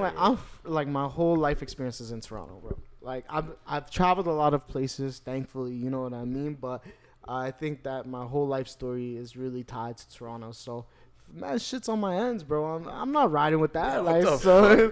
Sorry, that's just not how I am. That's not how I'm programmed. You know what I mean? Like, am I saying I completely agree with both sides or blah blah blah? That's a different. It's like an ethical thing. Yeah, but it's also maybe it's because I'm from here that I look at it a type of way. Because when I leave Toronto, I have to wear that banner. I have to be Mr. I love Toronto, which I am. Like, don't get me wrong. I would never change that. Never. But now I got to defend that. when I hit roads, you know? And I don't ever mind that because that's my personality. Yeah. But for some people, it could get weird, bro. Like, what if people want to do business in LA now? Now that's fucking up a bag for a lot of people, you know what I mean? And or people have to pick a side or blah, blah, blah. And it's like, why? It's kind of sad to see that. Which is funny because I seen one of his team members, Punch, say how there's separation in hip-hop. And to me, I don't like going on Twitter and arguing with people as much. Valid. I used to do that with footy, and then I'm like, what am I doing? Like, literally, sometimes you just gotta be like, what are you doing? Like, I literally had to check myself. But to me, it's just like, yo, you guys chose this. Like, you guys wanted this in one way or another, whether you say it was a rap battle or not. And I see that, you know, that side is taking, oh, it was just a rap battle. I'm not buying that. I have all the respect for you guys. I think you guys have one of the coolest independent labels. Independent, quote unquote. But I'm not buying that that was just a freestyle or that was a rap battle. That was more, and we all know it. But to say that I'm going to support something, whether you like him or not, he still put our city on the map. Yo, like don't disrespect that shit. In my opinion. Anybody, and I love Abel. I think Abel's up there too. Yeah, Hundo. If you want to talk about the guy, it's irrefutable, right? Yeah, bro. Like he can't. Drake did something very unique. The Bro, most like unique. you have people across the world in the most random country you could think. In Guam, bro. Repping the owl. No, not just repping the owl. Singing word for word. Exit at Markham Road on the East End. Yeah. What? Crazy. Like, you know what I'm saying? Like, shit about looking at Centennial you know what I'm College, saying? Like that's an experience. Mind you, now pair that with the fact that at this exact time I'm traveling the world. I'm experiencing new cities, blah, blah, blah. And people are asking me, yo, what's up on Markham Road on the East End? You know what I mean? Get all of this shit from Jane West End. Like, you know, like all these different neighborhood references. Even when he was beefing with Meek, and he was just like, oh, just did dodgeball with the kids when he threw the fundraiser in Galloway. You know what I mean? So it's like stuff like that really impacted people on the ground in city, my bro. life. Yes. You know what I'm saying? And that's why to me it's like when these people, well, I'm going to watch SZA. Come on, bro. Come on. You're going to sing about him calling him another man a pedophile. Yeah, bro. I can't get down with that, bro. What? I can't get bro. down with that. I can't. I'm sorry. And it doesn't matter if you like Kendrick. You know what I mean? Like, no, it's not even about that. I still go to LA. I still show love. I was just in LA. I show love to the West Coast. And they were playing him in the club, bro. I went to Apartment 200 in LA, and I'm like, I know you guys love Drake. And literally, as I said that, motherfuckers are playing Drake. Obviously, he played not like us, and I was just like, all right, bro, you didn't even know I was in here. Why the fuck you doing this shit? Right? Yeah. But they love the boy, man. And to me, it's just like, I don't stand on that. I don't stand on, I'm going to watch someone for entertainment when he's literally dissing your whole city. It was deeper than just a tour for this GNX. It was deeper than just, you know what I mean? There was just too many strings attached. It was too much. For me. It was just too much. Yeah, it And became a political event. Watch Kendrick. Exactly. It was a pick a side moment. Yeah, for real. And it's sad because I feel like, you know, I think I tweeted it yesterday. I was like, I seen Elliot Wilson talking about there's no hits or whatever. And I'm like, man, like there's pioneers and there's people in hip hop that are allowing hip hop to take hits. And when I say hits, like they're getting punched out because of their own personal agenda. And now there's separation in hip hop. Yo, it's hilarious. It feels like you have to because now none of these artists can get a Drake feature. So let's hear your music. Yeah, it's true. It's but so let's true. hear like, it. yo, now there's these like, oh, hip hop, it's the old school way of rapping, and it's like, where the fuck was that when the same people that were saying that were hopping on a Travis Scott or hopping on the new wave of hip hop? Okay, I'll be so honest, because like I know where we all stand on this, but the one that I'd be torn about is Future. If Future came to Toronto, I might have to be out there. Future, well, he did come to Toronto. He did the Metro tour, right? Yeah. I love Future. I'm a big Future fan, bro. I love Future too. see, Future was exactly, never like that, though. exactly. He wasn't on the biggest song of a year, calling somebody a pedophile. You know what I mean? He was just part of the 21, 20v1. I think he only stood there because of Metro. He had to stand beside Metro. Yeah, I get Because that. I think it was more of a Metro issue than Future. Yeah, that's what everyone is kind of saying. It looks like it. That's why Drake's like, yo, I'm hurt, bro. Yeah. You're my dog. Why you? Anyway, I don't want to get into that. And it's crazy because like now you look back at it and Her Loss aged way better than What a Time. Crazy. What a Time is almost unlistenable. Crazy. But at the time, it was the greatest music It's ever. interesting. It is kind of a stain, and I love like, I would argue with some people like Drake's offering on that is one of my He favorite. got beat up on that Yeah. album, bro. Future was whooping his ass up and down that Future album. was Jersey, that is one of the greatest songs by Future, bro. Future was But going I feel like in. the rest of the album aged really poorly. Maybe it's because like it was played everywhere. Like I don't want to hear Jumpman, I don't want to hear Big Rings, but I No. think Her Loss aged really well. He has a lot of songs I go back to. Off I that. also Wavy. feel like Her Loss, he had matured and mastered his craft. Yeah, it's That true. He was in a who he different was place. was a different person. Yeah. Like to me, I used to say this: Certified Lover Boy. Great album, by the way. is Wow. Drake's Top 5. Maybe sound top 3. of his. Yeah. I would put Right, it to up me, there. up bro. there. You know that. I think it's Drake's sound. It has now. one I was hearing skip. someone argue it It yesterday. has one skip on the whole album, bro. Way too sexy. That's it. That's the Sure, only skip I'm okay on the with whole- that. I skip Poppy's Home personally. Okay. I like that That song. makes me a little uncomfortable Yeah. sometimes. But I just think it's such a mature Drake sound, bro. Yeah, It is, yeah, it yeah. It's is. just elite. I love my favorite song on that is "Fucking Fans." That's a good one, man. That's a really good song. You know my favorite. Yeah, but you know what? And I can give you like once you showed me, and sorry, the song name, Pipe Down. Pipe Down. It really is one of the best Bro. written songs. Like What a diss track, bro. the, What a diss track, bro. The most low-key diss track, Oh bro. my God, But what- it's so He was good. fuming when he wrote that, bro. I could see the ear, like Bro, the that's steam so coming out of his good. ears. Like, I got her on this one. Oh my god, bro! Yeah, I yeah. just think that is the best That was amazing. sounding song he's made. It is so good, bro. From It's a good one, man. production. I really like that album, man. I think Oh. it aged so good, man. I argue Champagne Poetry is better intro than Tuscan Leather. Champagne Poetry is one of my favorite. arguing. yeah. It's so It's good, incredible, bro. Yeah, it's amazing. I think CLB aged really well, Yeah. bro. I didn't really like For All the Dogs. I wasn't a big fan. Yo, I hear a lot of people say I really like that album. There's some bangers on there. I like that Yeah. one in the Bangers. party album. Like The party one goes I've just crazy. been like, I- because they're both very like R&B. Yeah, sexy songs, banger. Influenced? But like, you know what it is? Drake made me listen to too much Tizo Touchdown for me to enjoy For All the Dogs. 8 a.m. in Charlotte is Puts you tough. on heavy on that. 8 a.m. in Charlotte is tough. That's a good one. I go back to that. And Yeah. like all those rhymes are Yeah, some and good Home Away rapping. from Home. There's some good ones. And then Calling for You. Yeah. With 21. I love the Calling Slizzy for You is shit. I love the singings like Promises and Bahamas. Yeah, And Bahamas. Tried Our Best. I love that one. So you like singing Drake? That's what. As I got older, when I was younger, I was like really like I only liked rap, Yeah. and as 5 I got a.m. older, Toronto me. yeah, and then like that's why like people call me crazy. I love the Drake and Party Next Door album. I Like think it's so good, bro. like people are over it. I never got over it. Yo, Crying in Chanel is such a good written song. Like, you want to talk about well written songs? Yeah. Crying in Chanel. Yeah. If you like, Yeah. if you printed out the lyrics to Crying in Chanel and placed it in front of a therapist, they'd be like, "Who's this psychopath?" Yeah. Who's this crazy boy? It's really. I love that song. I think that whole album is I love the writing Yeah. in that album. Yeah, and- it's really good, man. It's It's really two good. great writers. Yeah. And I think like, we've heard them in like little doses, and just to hear something like, the cover, like talk about the cover, like did that make you feel Towers. something? Like Yeah, bro. I think that's crazy, man. Like, I imagine that's how like the Markham Road on the East End, and how I said that is how the people in Saga feel. You know what I mean, for themselves, and I love that, bro. I think everybody should celebrate their ends, no matter where you're from. Yeah. Like, you should celebrate where you come from, and if that feels like a big victory to you, which it is. Brampton? Hmm? Even Brampton. Even Brampton, I'm over the Brampton slander, No, bro. we're loving Come on, Brampton, eh? let's get down, bro. Let's give him some Because love. there's nothing that a Brampton shorty loves more than a Scarborough man. you heard it here first. You are not wrong on that one, Jeez. brother. And there's Yeah, I nothing agree a with you. Scarborough shorty likes more than a Brampton man. It just goes both ways. Like, it's just a match. You know what I He's just mean? out by the Tamil Tigers. That's all it is. But yeah. Shout out to the Tamil Yeah, Tigers. shout out.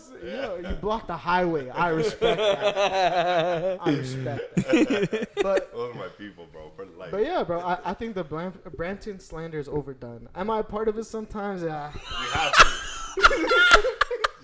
Just natural. It's funny. It's funny. Yeah, It's funny. natural. I'm old enough to be accountable for the things that I say sometimes, you know? So do I always help? No. But am I trying to be better? Isn't that what life's about? Working on it, yeah. Exactly. Oh Yeah, man. that's fair. I mean, I rate Drake giving him a shout out too in that new two Mazda. Oh, that's a banger too. I think that's Is that an anthem? that's our new anthem. I don't know if it's an anthem. Let's give the rest of the summer a swirl. You know, You're not wrong on that. Because like Let's see what anthem else for comes. who? Because like some For people. us more.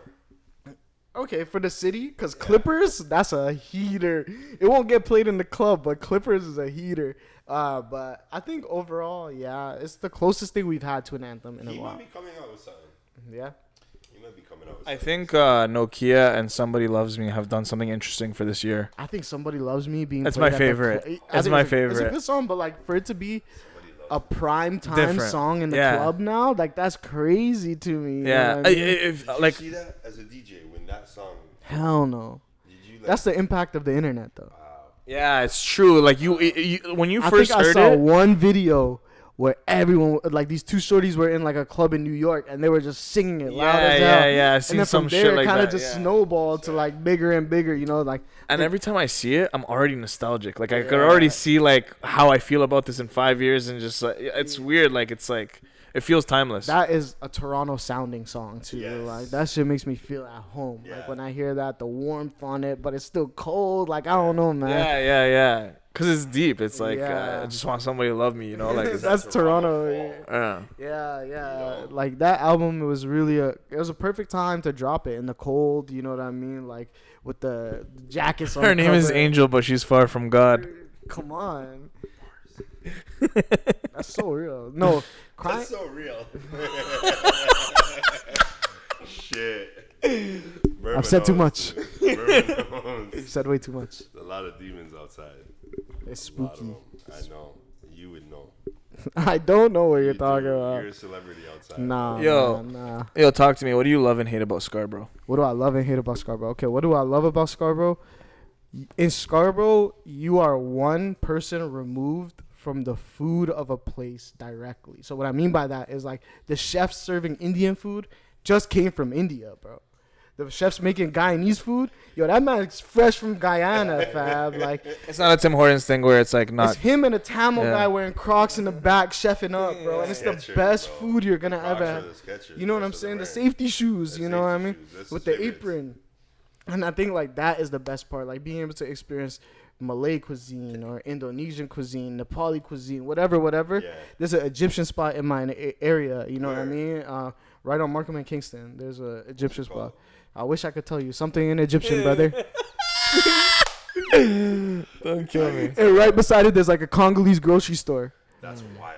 And then right beside it is QSIS, the fucking the banquet hall, you know? Like how? You see, this is what I love about Scarborough. Yeah, and I had some like it was kind of like a Egyptian arepa, you know what I mean? It was like a flatbread. It was like kind of like a quesadilla, but it was like a meat quesadilla. Okay, Yeah, that was fire, bro. And I had a good conversation with my guy who was working there. Couldn't understand everything he said, but I Yeah. tried, you know. Yeah. And it was banging, you know. And that's what I love about It's Scarborough. the people of Scarborough that make the city. You know what I mean? Because I feel like to make it to Scarborough for a lot of first gen people means something. Yeah. It may be not Scarborough, the physical place, but the idea of what Yeah. Scarborough is. I finally made it from wherever I'm coming from, you know? Yeah. So there's pride. There's like, yo, we did it. We're all working together, you know what I mean? And then you look on the news and they're talking about our ends a certain type of way. And don't get me wrong, shit is real, stuff happens, but like Sure. the tone in which they say things is Yeah. very different, you Yeah. know? And so Actually, you always get talked down on, you know what I mean? So you already have this resilient group of people immigrating to this place. Yeah. Now you're putting now them in it's a a whole other situation- mountain. That's a new mountain. They And now gotta we climb. all got to be resilient together. Yeah, you know what I yeah. mean? And that's what I love about Scarborough. What do I hate about it?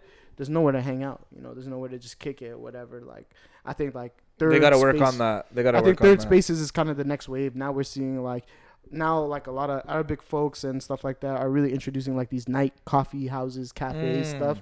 I think that's fire. You know what I mean? Like there's a spot called Eddles on, it's like Kennedy and Ellesmere. okay. And it's like open to like 10, but it's like a majority like Muslim crowd, but it's like young Muslim kids who are in uni or whatever. They're going and drinking tea or whatever. Yeah, exactly. That's a vibe. Like it's almost like a cafe on a university campus. You know what I mean? And I think like stuff like that, which is like also we need more of that type shit. And it's also like locally owned. You know what I'm saying? So it's like stuff like that encourages social interaction, which is what we need. That's what makes community, right? Like by yourself, no matter how many people you're around, if you remain isolated, that's not community, right? Community is when we start interacting together. And so if we don't have places to interact together, how can we ever do that? Yeah. I feel like there's hasn't been enough done from like towns and cities on like helping people recover from the pandemic. A lot of people are still facing a lot of that, like, you know, antisocial like 4 shit. mans in a crib in Scarborough, you know what I mean? On a floor together, you know what I mean? Sharing bedrooms and stuff like that. Like, it's not easy, you know what I mean? Like, Scarborough's never been easy. Like, we played a game on hard mode being from the East, bro. But I think, like, that's what makes us so fluid wherever we go. Because on the flip side of that, you have these people really striving for like survival almost, but on the opposite end of that, we maintain so much of our culture of not just where we are but where we come from, because that's important to all the people that kind of attract themselves to Scarborough, because that's what it kind of reminds me of, like Queens, New York. I don't know if you guys have ever been to Queens, but Queens is kind of the same vibes, you know what I mean? Like, instead of like the culture tax of becoming a Torontonian, in fact it's kind of like the opposite. It's like, yo, let's embrace where we come from and make this place an amalgamation of all these things, you know what I mean? And I think that that's my favorite part, bar none, about Scarborough. And rant. I like that. I think sometimes outside looking in, some people can view Scarborough as like dangerous. Everywhere is dangerous, man. The world's dangerous. This is a shitty time, bro. Like, sorry, man. I hate to say it, bro. You're right. You know what I mean? Like, it's just a terrible time. This is the worst quality of life has been in the Western world in a long time. You know what I mean? It's true. Just across the board, you know? So it's like everywhere is unsafe, bro. But I think it's just like you said, it's the tone that they speak about it. I think that's a big part. But like for me, for example, like I don't believe that. I just don't move around with the belief that I'm special, and also the regard that like things will happen to me. For example, I was in Marrakesh. I was in Morocco, and then I had to go to Essaouira, which is like a 3-hour bus ride through the Sahara Desert. I'm doing that on my dolos, bro. And my mom's just like, yo, like, you're not scared or blah, blah, blah. Like, I don't move around thinking this is the one time they're going to hijack the bus. This is the one bus that has a pipe bomb attached. Like, why would I ever, you know what I mean? Like, oh, they're going to confiscate my I don't move with Otherwise, you wouldn't go if you felt that way. Exactly. Colombia, you know, people are like, oh, isn't it scary, blah, blah, blah. Yo, Colombia had the nicest people I ever met in my travels across the world. You know what I mean? So it's like, I can't move around with that special treatment. Otherwise, you won't go anywhere. You'll just stay in Scarborough. And I know bare mans that are stuck in Scarborough. You know what I mean? There are bare people that don't leave STC, bro. That's all they need. It has. It does, bro. It has groceries. It has patties. clothes. It has whatever. You know what I mean?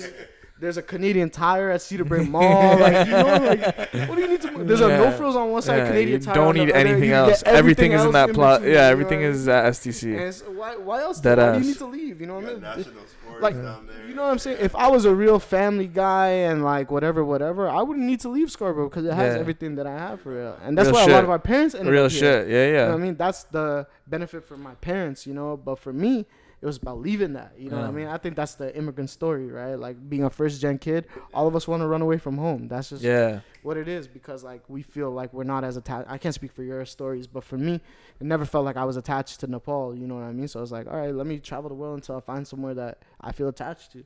And as I travel, I realize Scarborough's the place I'm attached to. You know? Yeah, but you wouldn't have known that if I don't leave. You know? Didn't travel. How you like that sound that they're using on TikTok? I don't be on TikTok. The dudes that said some people are in Scarborough. Yeah, that's hilarious, bro. That video is so funny, bro. I think that's hilarious, man. Like, I think people are hilarious. I think Toronto people are so funny. I think Toronto are so funny. Because, like, Americans don't really understand sarcasm. No. You know what I mean? Like, it's a very hard concept for them to grasp. You know what I mean? And then British people really like dry humor. Yeah. So it's like, like they love The Office and shit like that. I hate The Office, bro. Really? I hate it. Interesting. It's so dry, bro. Like, where's the personality? I think for me, I was like you. I didn't understand the show until I started working at, like, a corporate office, job, yeah. and I was like, oh shit, like this is the so dynamics make sense. Yeah, okay, yeah. valid. But I could see why some people don't get it, because I didn't get it for the longest time. I used to diss back Yeah. in the day. Like, what is I did it? not think it was funny. I was like, yo, this is so dry. Yeah. I don't really like dry humor. Like you said, where's the character? Yeah. There's no flavor, right? But like, yo, even like to go to like, someone was actually bringing this up to me. Like, now we got a CSI in Toronto. You know what I mean? Like, we got like certain things where, like, you know, Well, we've always had shit shot in Toronto, right? But Yeah, we've never had shows. like, for example, now like, the boys. yo, like Grand Theft Auto has to do a Toronto map. I don't think so. No, I don't think so, man. I think it would be sick. I think Even though this GTA 6 I shit, love Toronto, but you really have to reevaluate where we stand on American game developers' minds. Nah, I mean, it's not realistic, but I'm just saying, like, theoretically, like, it would that'd be go fine. hard. Yeah, okay. you can As do a, the GTA, which Yeah, is yeah, big enough. Yeah, that's what I'm saying. Like, But I don't think they will. yeah, I no, don't they think would never do it, but like theoretically, it would be like, it would go As crazy. a concept, Yeah. fire, bro. Yeah. Imagine being able to jam a fire truck at Cedar Brae Mall and take it to Eaton Center, bro, and crash right into that. What? Yeah, it'd be Like, crazy. go Pearson, bro. Yeah. Jam an airplane, fam, and That's fly crazy. to. Someone's got to make this Bishop? ROM or some What? shit for real. I need that, bro. I need that map, fam. And then as soon as you cross into Brampton, 5 stars, bro. Sorry, I said I wouldn't do it, but low hanging fruit. Oh my god, that's so funny. Fuck. No, and I think so too, cause like even like let's say it cuts off at like Oakville, Burlington, like it's enough of a suburb to like, you know That's what I like mean? cool because that's like a beach map. Yeah, you yeah. know what I mean? Like, Oh yeah, the bluffs, like, yo, it'd be sick. Crazy. bro, I'm all in. Yeah. Bro, jamming a jet ski. And Yeah, taking jamming a jet ski. Yeah. What? Like, it would be so That's up, crazy, bro. bro. It would be such a sick map. Jamming it from fucking Woodbine actually and going down to Scarborough. Imagine going to the casino, bro, in Pickering. Bro. Yeah. That would be sick, honestly. You know what? I changed my mind. I'm all in. I'm all in. I'm all in. I think that would be cool. That would be cool, but I don't think that would like. They would never do it, Yeah, but yeah. it just like, I honestly think as a concept, like I look at the GTA 5 and I'm like, yo, this map is like I see some That's similarities. Los Santos, right? 5 is Los Or sorry, 6. My apologies. I mean 6. Florida. Yeah. So I don't know. I just see the potential. 6 is about to come out, or I don't know when. But Sorry, I meant 5. My bad. Whatever the latest one is, the one that just like I like that map. with the alligators and shit, bro. It's There's fire. alligators. Yeah. That's sick. Ooh, that's. I can't wait for the next one to come out. It's gonna be Yeah. crazy. Imagine fighting a geese. A goose A goose. at York University. See, that's what I'm saying. There's so much Yo, potential. Like, York University geese are not to be played with. You are a graduate of York University. You understand what I'm Yeah, talking they are. about. Those geese are They not are for play, dangerous, bro. Yeah, you pull up to I did not Lawrence and smoke a graduate she. York, But I know you're. Valid. That's crazy. Nah, I didn't say nothing. Oh man. I would love that, to be honest, That would be crazy, right? that would be amazing. So, tell me, who are some of your favorite artists from the city? Favorite artist from the city. Right now in the local, I don't even. Let me reword that. Right now, Yeah. the people that I know in the city that are kind of doing their thing. Claremont II. He's always Yeah, one yeah. of my favorites. I really like this guy named Pyro from Scarborough. Ooh, Pirate's tough. He's really dope. Who else? There's a lot of dope artists, but I think those are the 2 artists that I listen to a lot of. This guy named 12. He's from Vaughan. Like Vaughan, the street, not Vaughan, the neighborhood. Yeah. He's really sick. Yeah, I don't know. I'm kind of all over the place. There's a couple songstresses I really like. Looney, I don't know if you've heard of Looney before. She's really dope. Yeah. So yeah, I'm kind of all over the place when it comes to Toronto music. I really like different pockets of the city. I like some of the street shit. I like some of the R&B shit. Like I love the good music that comes out of here for sure. But yeah, Mont is for sure somebody that I listen to a lot of. Claremont, and IB Raheem, he's sick. He was on Home and Away. Yeah, so I could. He's wavy, yeah. I really like just All season 2 guests. really. All season 2 That's guests. fire. Yeah. Oh yeah, Mont did it too. Yeah, I see. The only one is just Pyra, which we want to get him on. Yeah. Maybe next season. Yeah, so I think that's sick. You know, and then also BK. Yeah. Another season 2 guest. Yeah. So like John too. Yeah. Yeah, So John you did Kabongo. something with John recently, or you just popped up? Yeah, John was doing like a performance of like Wingstop. Oh, you just popped up. I just popped up. Gotcha, Yeah. gotcha. Because it was the same day as Game 7 of the finals. Okay. And I like to go to Danforth to watch games. Nice. Just go to I a saw bar. you at Spin the Block that day, no? No, wrong day. You weren't at Spin the Block? I was at Spin the Block, but that wasn't the same day. Oh, it wasn't. Was It it was game Game 6? 7, bro. No, then it was Game 6 that I was with John for. Okay. Not Game 7. Yeah, Yeah. Game Yeah, 7 Game was- 7. Yeah. You're Or right. OKC got smacked. Yeah. Exactly. The blowout game. Yeah. When the Pacers blew out OKC, that's the game Gotcha. that day. So that was Game Gotcha. 6. Okay. Yeah. Game 7, we left Spin the Block early because there was a heat wave, and then it was Game 7. It got crazy hot, Yo, man. That was When it nuts. gets that hot, I'm on the timer. Like, I love all my friends, but I'm on the timer. Bro. I got 1.5 hours. I got like 50 high fives in me, maybe a couple hugs, and I'm out, bro. I wanted to leave so bad, but a couple of my boys were doing their thing with the shorties, so I was like, alright, cool. Sometimes you gotta take that, you know. I just put the towel on my head and just had a cold drink. We were in the shade the whole time, outside. It was hot. The thing about me and Simba, my friend Simba, like you can't put us in a smoker section. We'll run it. We'll run this. We'll be making people laugh. We're all that. We're just. I think one thing that really helps me when I travel is I'm a sociable person. So I think like putting me in any room, I'll figure it out. You know. So You it's, can make friends anyway. That's the Scarborough though, because you think you so. experience so many different cultures. You feel like you could talk to anybody. people be shocked by how much I know about cultures, and it's just like no, like I just grew up with mad different people. Yeah. And I was just interested in their culture. Like, you want to talk about Toronto being melting pot? That's where the melting pot is. Yeah. It's not like. It's not That's DT, where it like really you know, it's in the is. ends, Bro. you know, in all these places. Yeah. But like, I think like even for me, There's just like, something unique about Scarborough. and like especially like I'm from South Scarborough in particular, and why I say that is because it's like very Caribbean, like in the neighborhood that I'm from, but not just Jamaican, like a mixed bag of Caribbean folks. So like a lot of Guyanese people, Trini people, blah blah blah. So like, and then there's a building in my neighborhood that's nothing but Albanians. You know what I mean? So it's like, Word, yeah, like, yeah. Why does Just mix of people. Why does this blonde hair, blue-eyed woman wearing a hijab? I didn't understand that. You know what I mean? Because I didn't know about Albanian Muslims. I didn't know about Dua Lipa and shit like that. You know what I mean? And I had to learn about Granit Xhaka and like all these people. You know what I'm saying? Like, That's crazy. you know?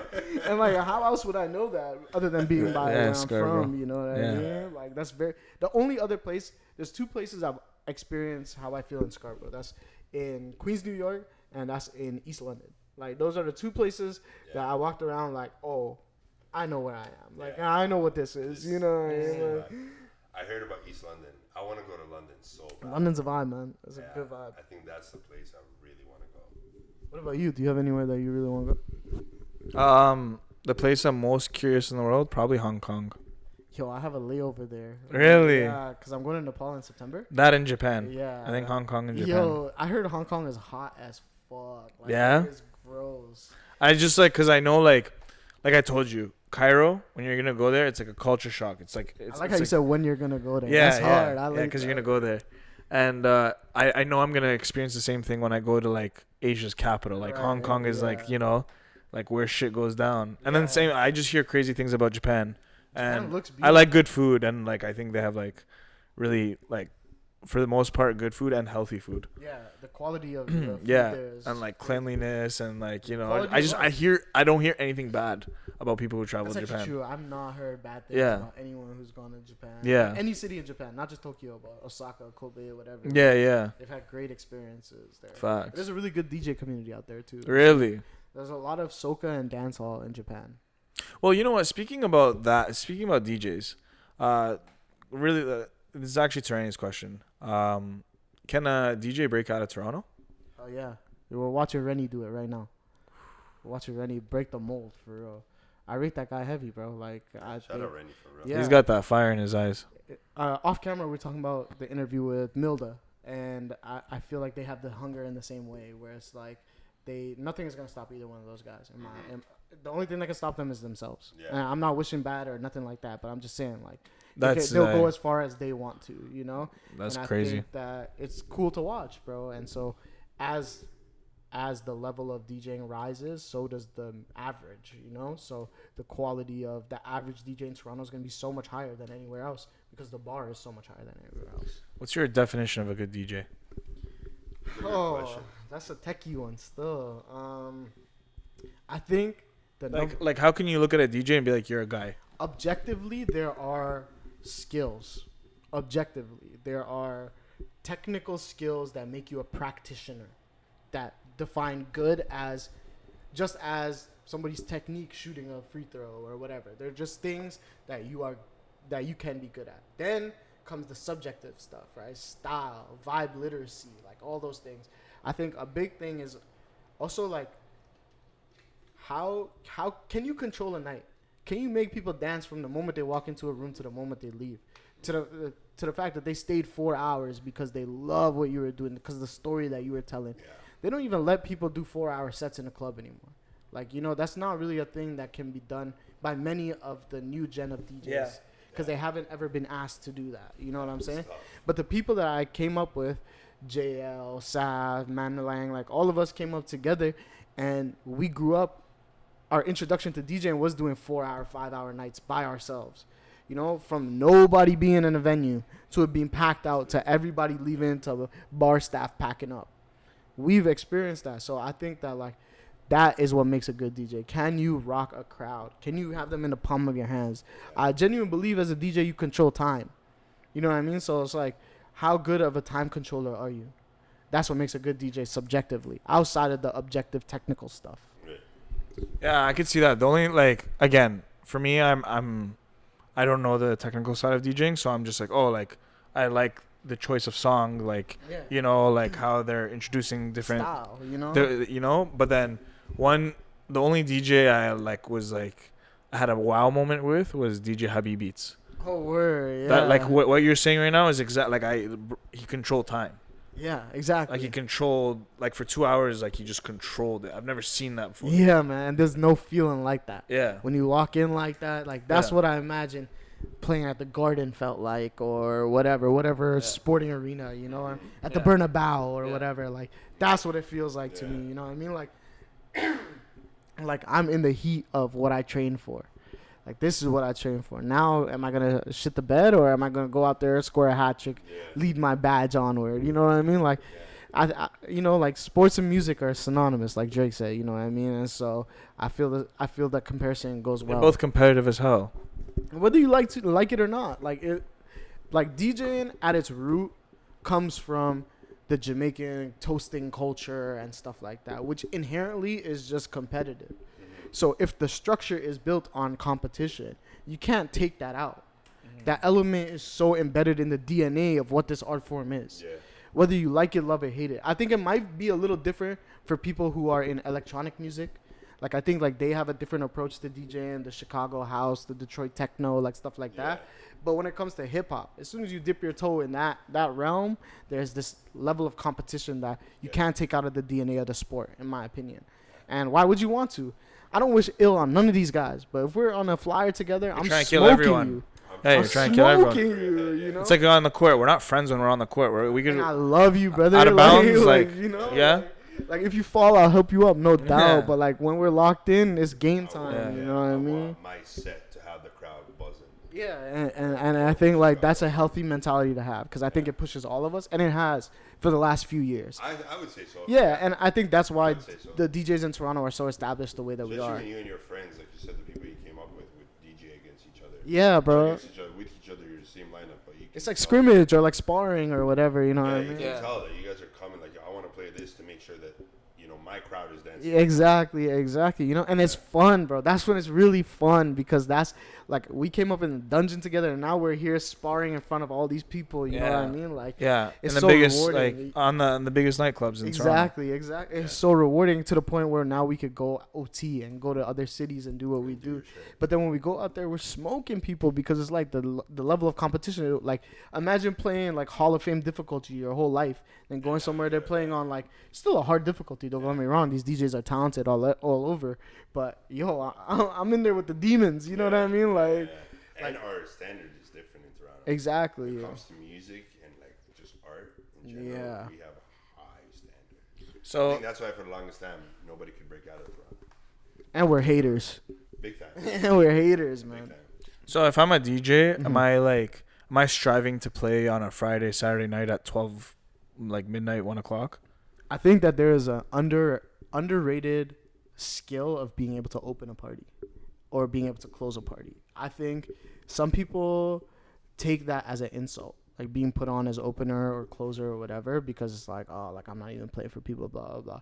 But if you could rock a opening set, like really rock a opening set, if you could rock a closing set, like really, you know what I'm saying? Like if you could. This guy would start with his Drakes. Now you see, he knows what's done, but he start with his like couple of Drakes. It's like B-sides, you know what I mean? Like the stuff that I listen to in my car, really, like that's. That Scarborough, like not even Scarborough, that Toronto just sound of like, I'm about to get lit. Yeah, exactly. You That's know? tough. That's tough. Exactly. You know what I'm And saying? then he just puts them up and then brings them back down. Exactly. And I think that there's a real art to that. You know what I mean? And so I think that like, sure, maybe that is what you want to strive for, right? 12, 12:30, 1 o'clock at the hottest clubs, blah blah blah. But are you ready for that? Is that something that you are ready for? Yeah, because it's a responsibility. It's a big responsibility. And if you're shit, no one can save you. You know what I mean? Like you know what? They're gonna make you plug out in front of everyone. Prime time slot. They're making you plug out. That's you seen it? Yeah, I have. And I feel bad for those people, but does it happen frequent? I want to say frequently. No. Again, not in Toronto. I can't say for anywhere else, but not in Toronto. If you're spinning in those parties, you have to have proven yourself to get to that. Yeah, but I find that you have to. Correct me if I'm wrong. You have to do gigs for free to show, I want to DJ. Which I'm very much against. You know what I mean? Like, it's part of the game. It's part of the game. It's part of the game, 100%. But I love to see people get paid. You know what I'm saying? I feel like you can. I just feel like a lot of the owners and the club owners are like, I can save $1 here. Yeah.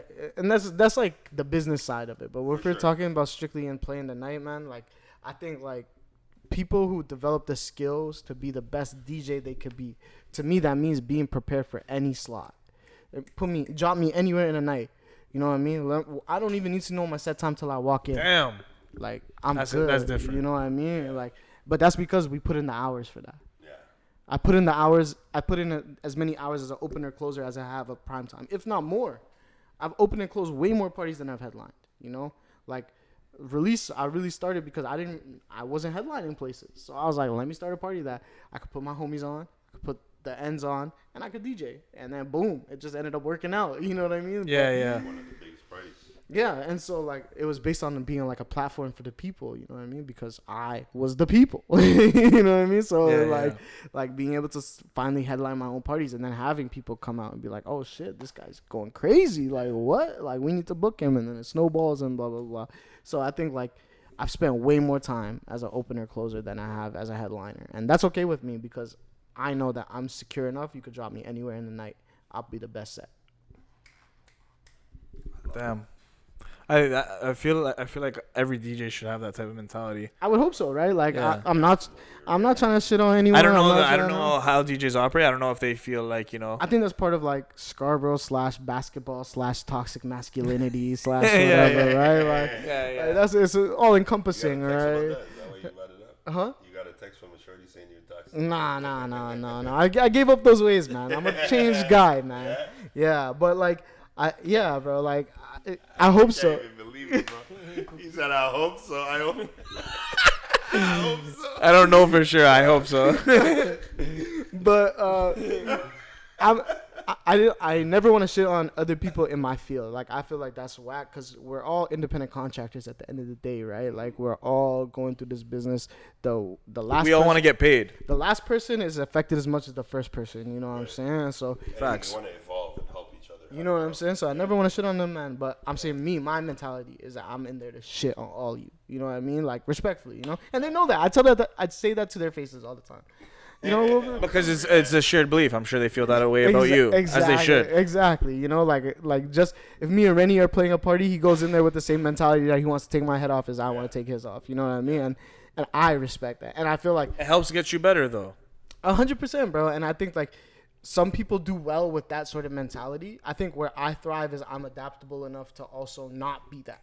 You know what I mean? Like, if somebody is typically another dude that I could talk that way to, you know, but in this space we work with a lot of women, we work with a lot of, you know, a lot of people who are non-binary, you know what I mean? So it's like they don't necessarily have the same level of like masculinity. Yeah, it is a masculine, you know what I mean? And some of them do, don't get me wrong. Yeah. Some of the shorties be talking shit, you know what I mean? Saying they're gonna kill me, you know what I mean? Which I love that, you know what I mean? But I think like some of them are just not like that, and that's okay, you know. And it's also like city, it's important to know how to turn it on. Exactly, because nobody wants to be that person that's just like like that all the time. Like you got to look at the person in front of you at the same time. Yeah, you know?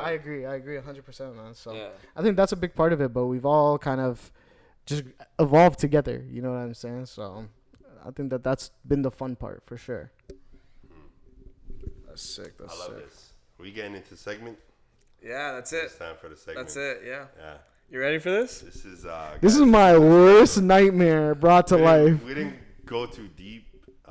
This is a first segment of the Berma Tweets. I think we might actually. I might make this a thing, to be honest. A segment? A segment for everybody. Bermology.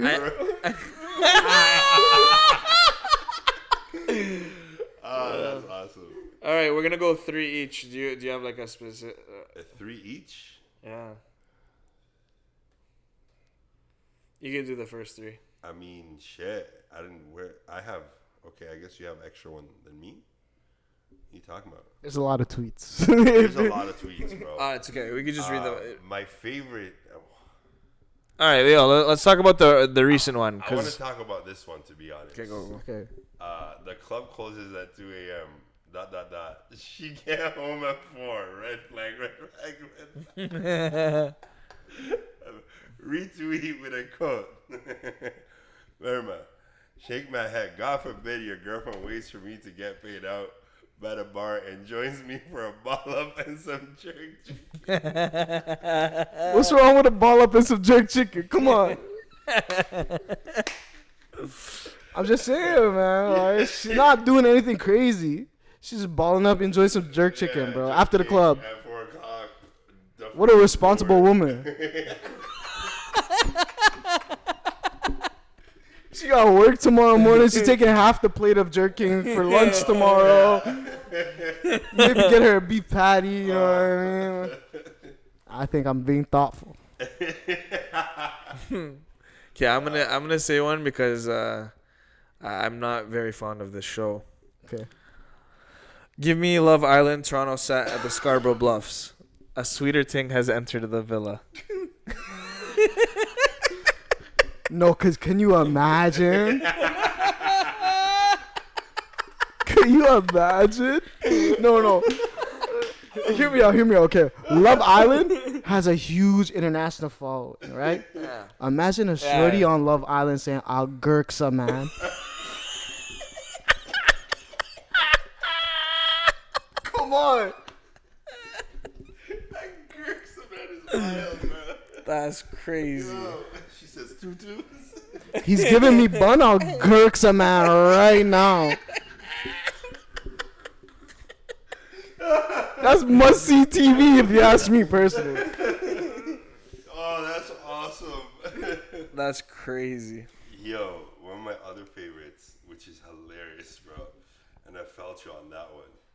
Cat goes, yo, as a DJ, you could die and mans would still ask you for a GL for the funeral.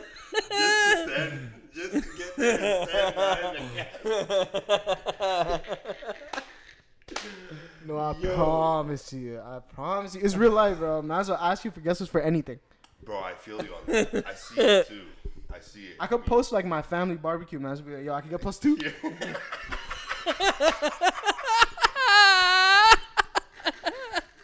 Like, what are we doing here, bro? Yo, +2 is wild, bro.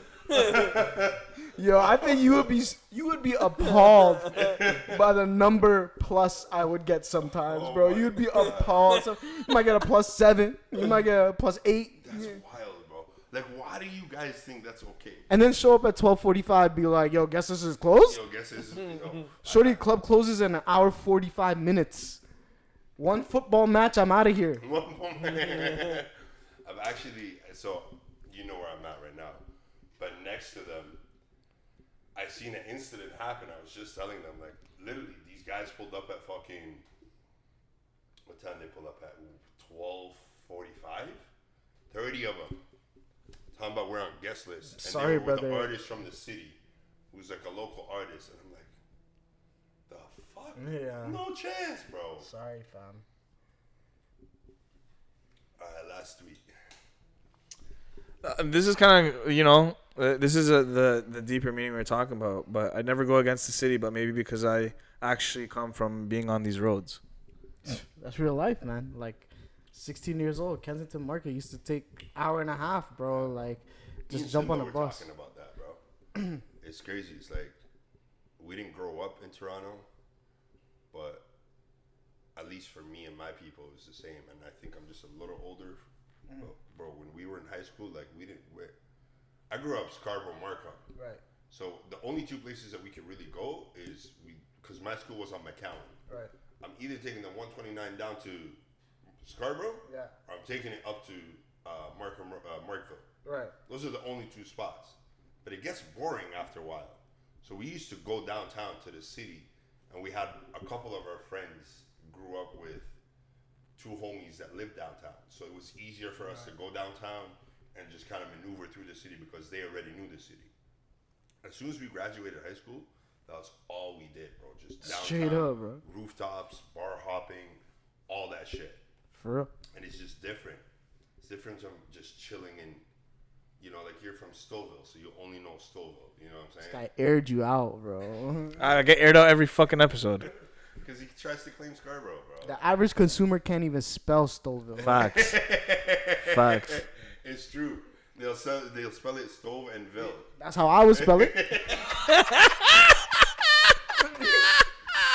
I went to public school, bro. I'm trying to sound it out. Oh, that's crazy. Oh, man. What an episode. Sorry, this is the last one we have to. Yeah. You retweeted. Go for it, bro. Outside feels like the air from the back of a PS5.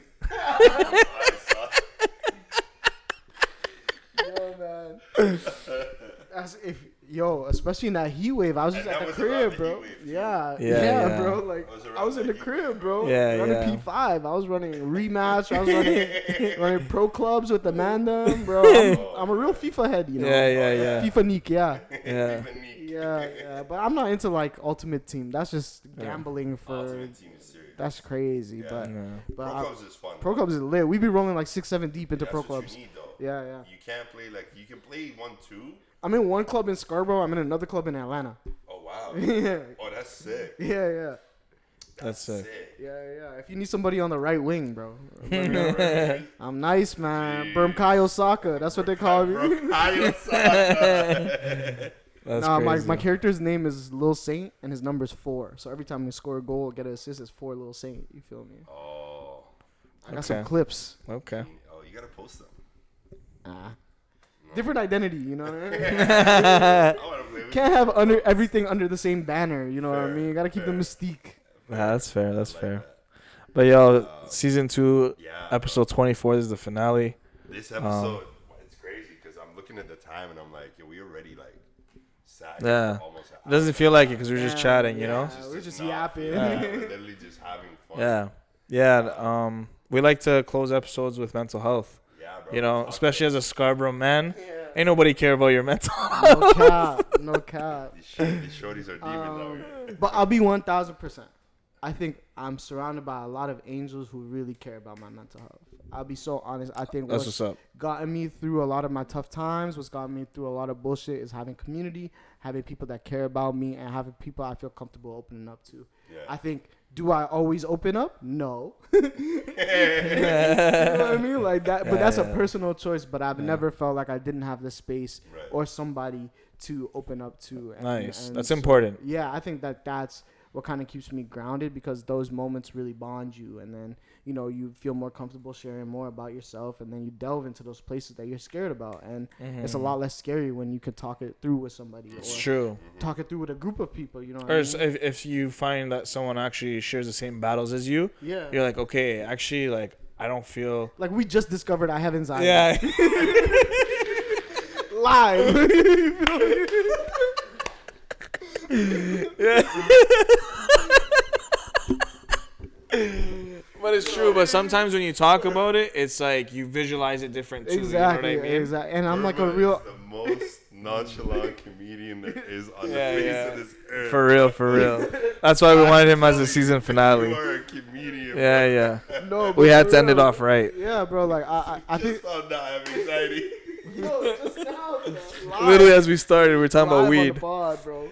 I had a revelation, bro.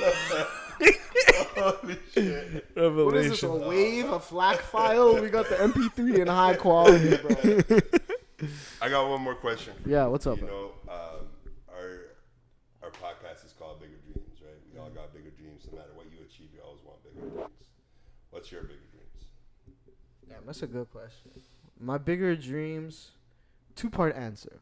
My bigger dream for myself is to be in a position where my family is taken care of to the point where I could be comfortable about the thoughts of even starting my own family. I think that's a personal bigger dream. I think bigger dream in regards to the city of Toronto, I want it to be a artist playground. The quality of art that we have here, the style that we have here, just the toughness, the grittiness, the accent, the cultures, the food. I can go on, bro. Yeah. This is an artist playground. Yeah. And I think like all those like big renaissances that we study about come from living in hardship and the beauty that comes from that. So maybe we are going through a recession, tough time, whatever, but this is where the real art comes out. This is where the city tells its story, you know what I mean? We're documenting live, you know, what's happening. Yeah. So it's like, let's use this as our time to be a playground, bro. Let's have fun. Like, art doesn't always have to be heart-wrenching, heartbreaking, blah, blah, blah. This shit could just be beautiful for being beautiful's sake, you know?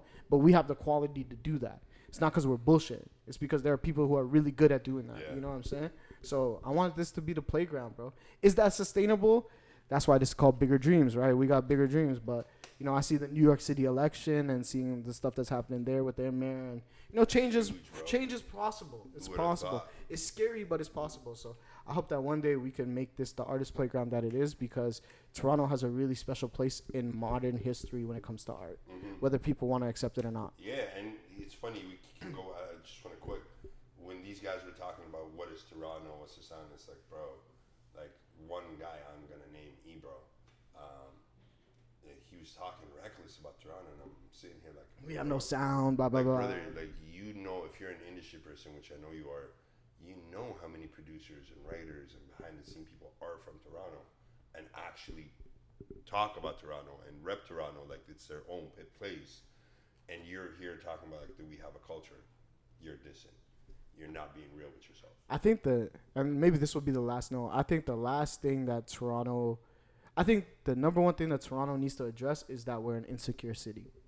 You know what I mean? I think like once we address that, when we could tackle our insecurity together as a unit and be like, okay, like we have this insecurity, not just when it comes to mentality, but also when it comes to like resources. Yeah. You know, like it's just an insecure city. We're not American.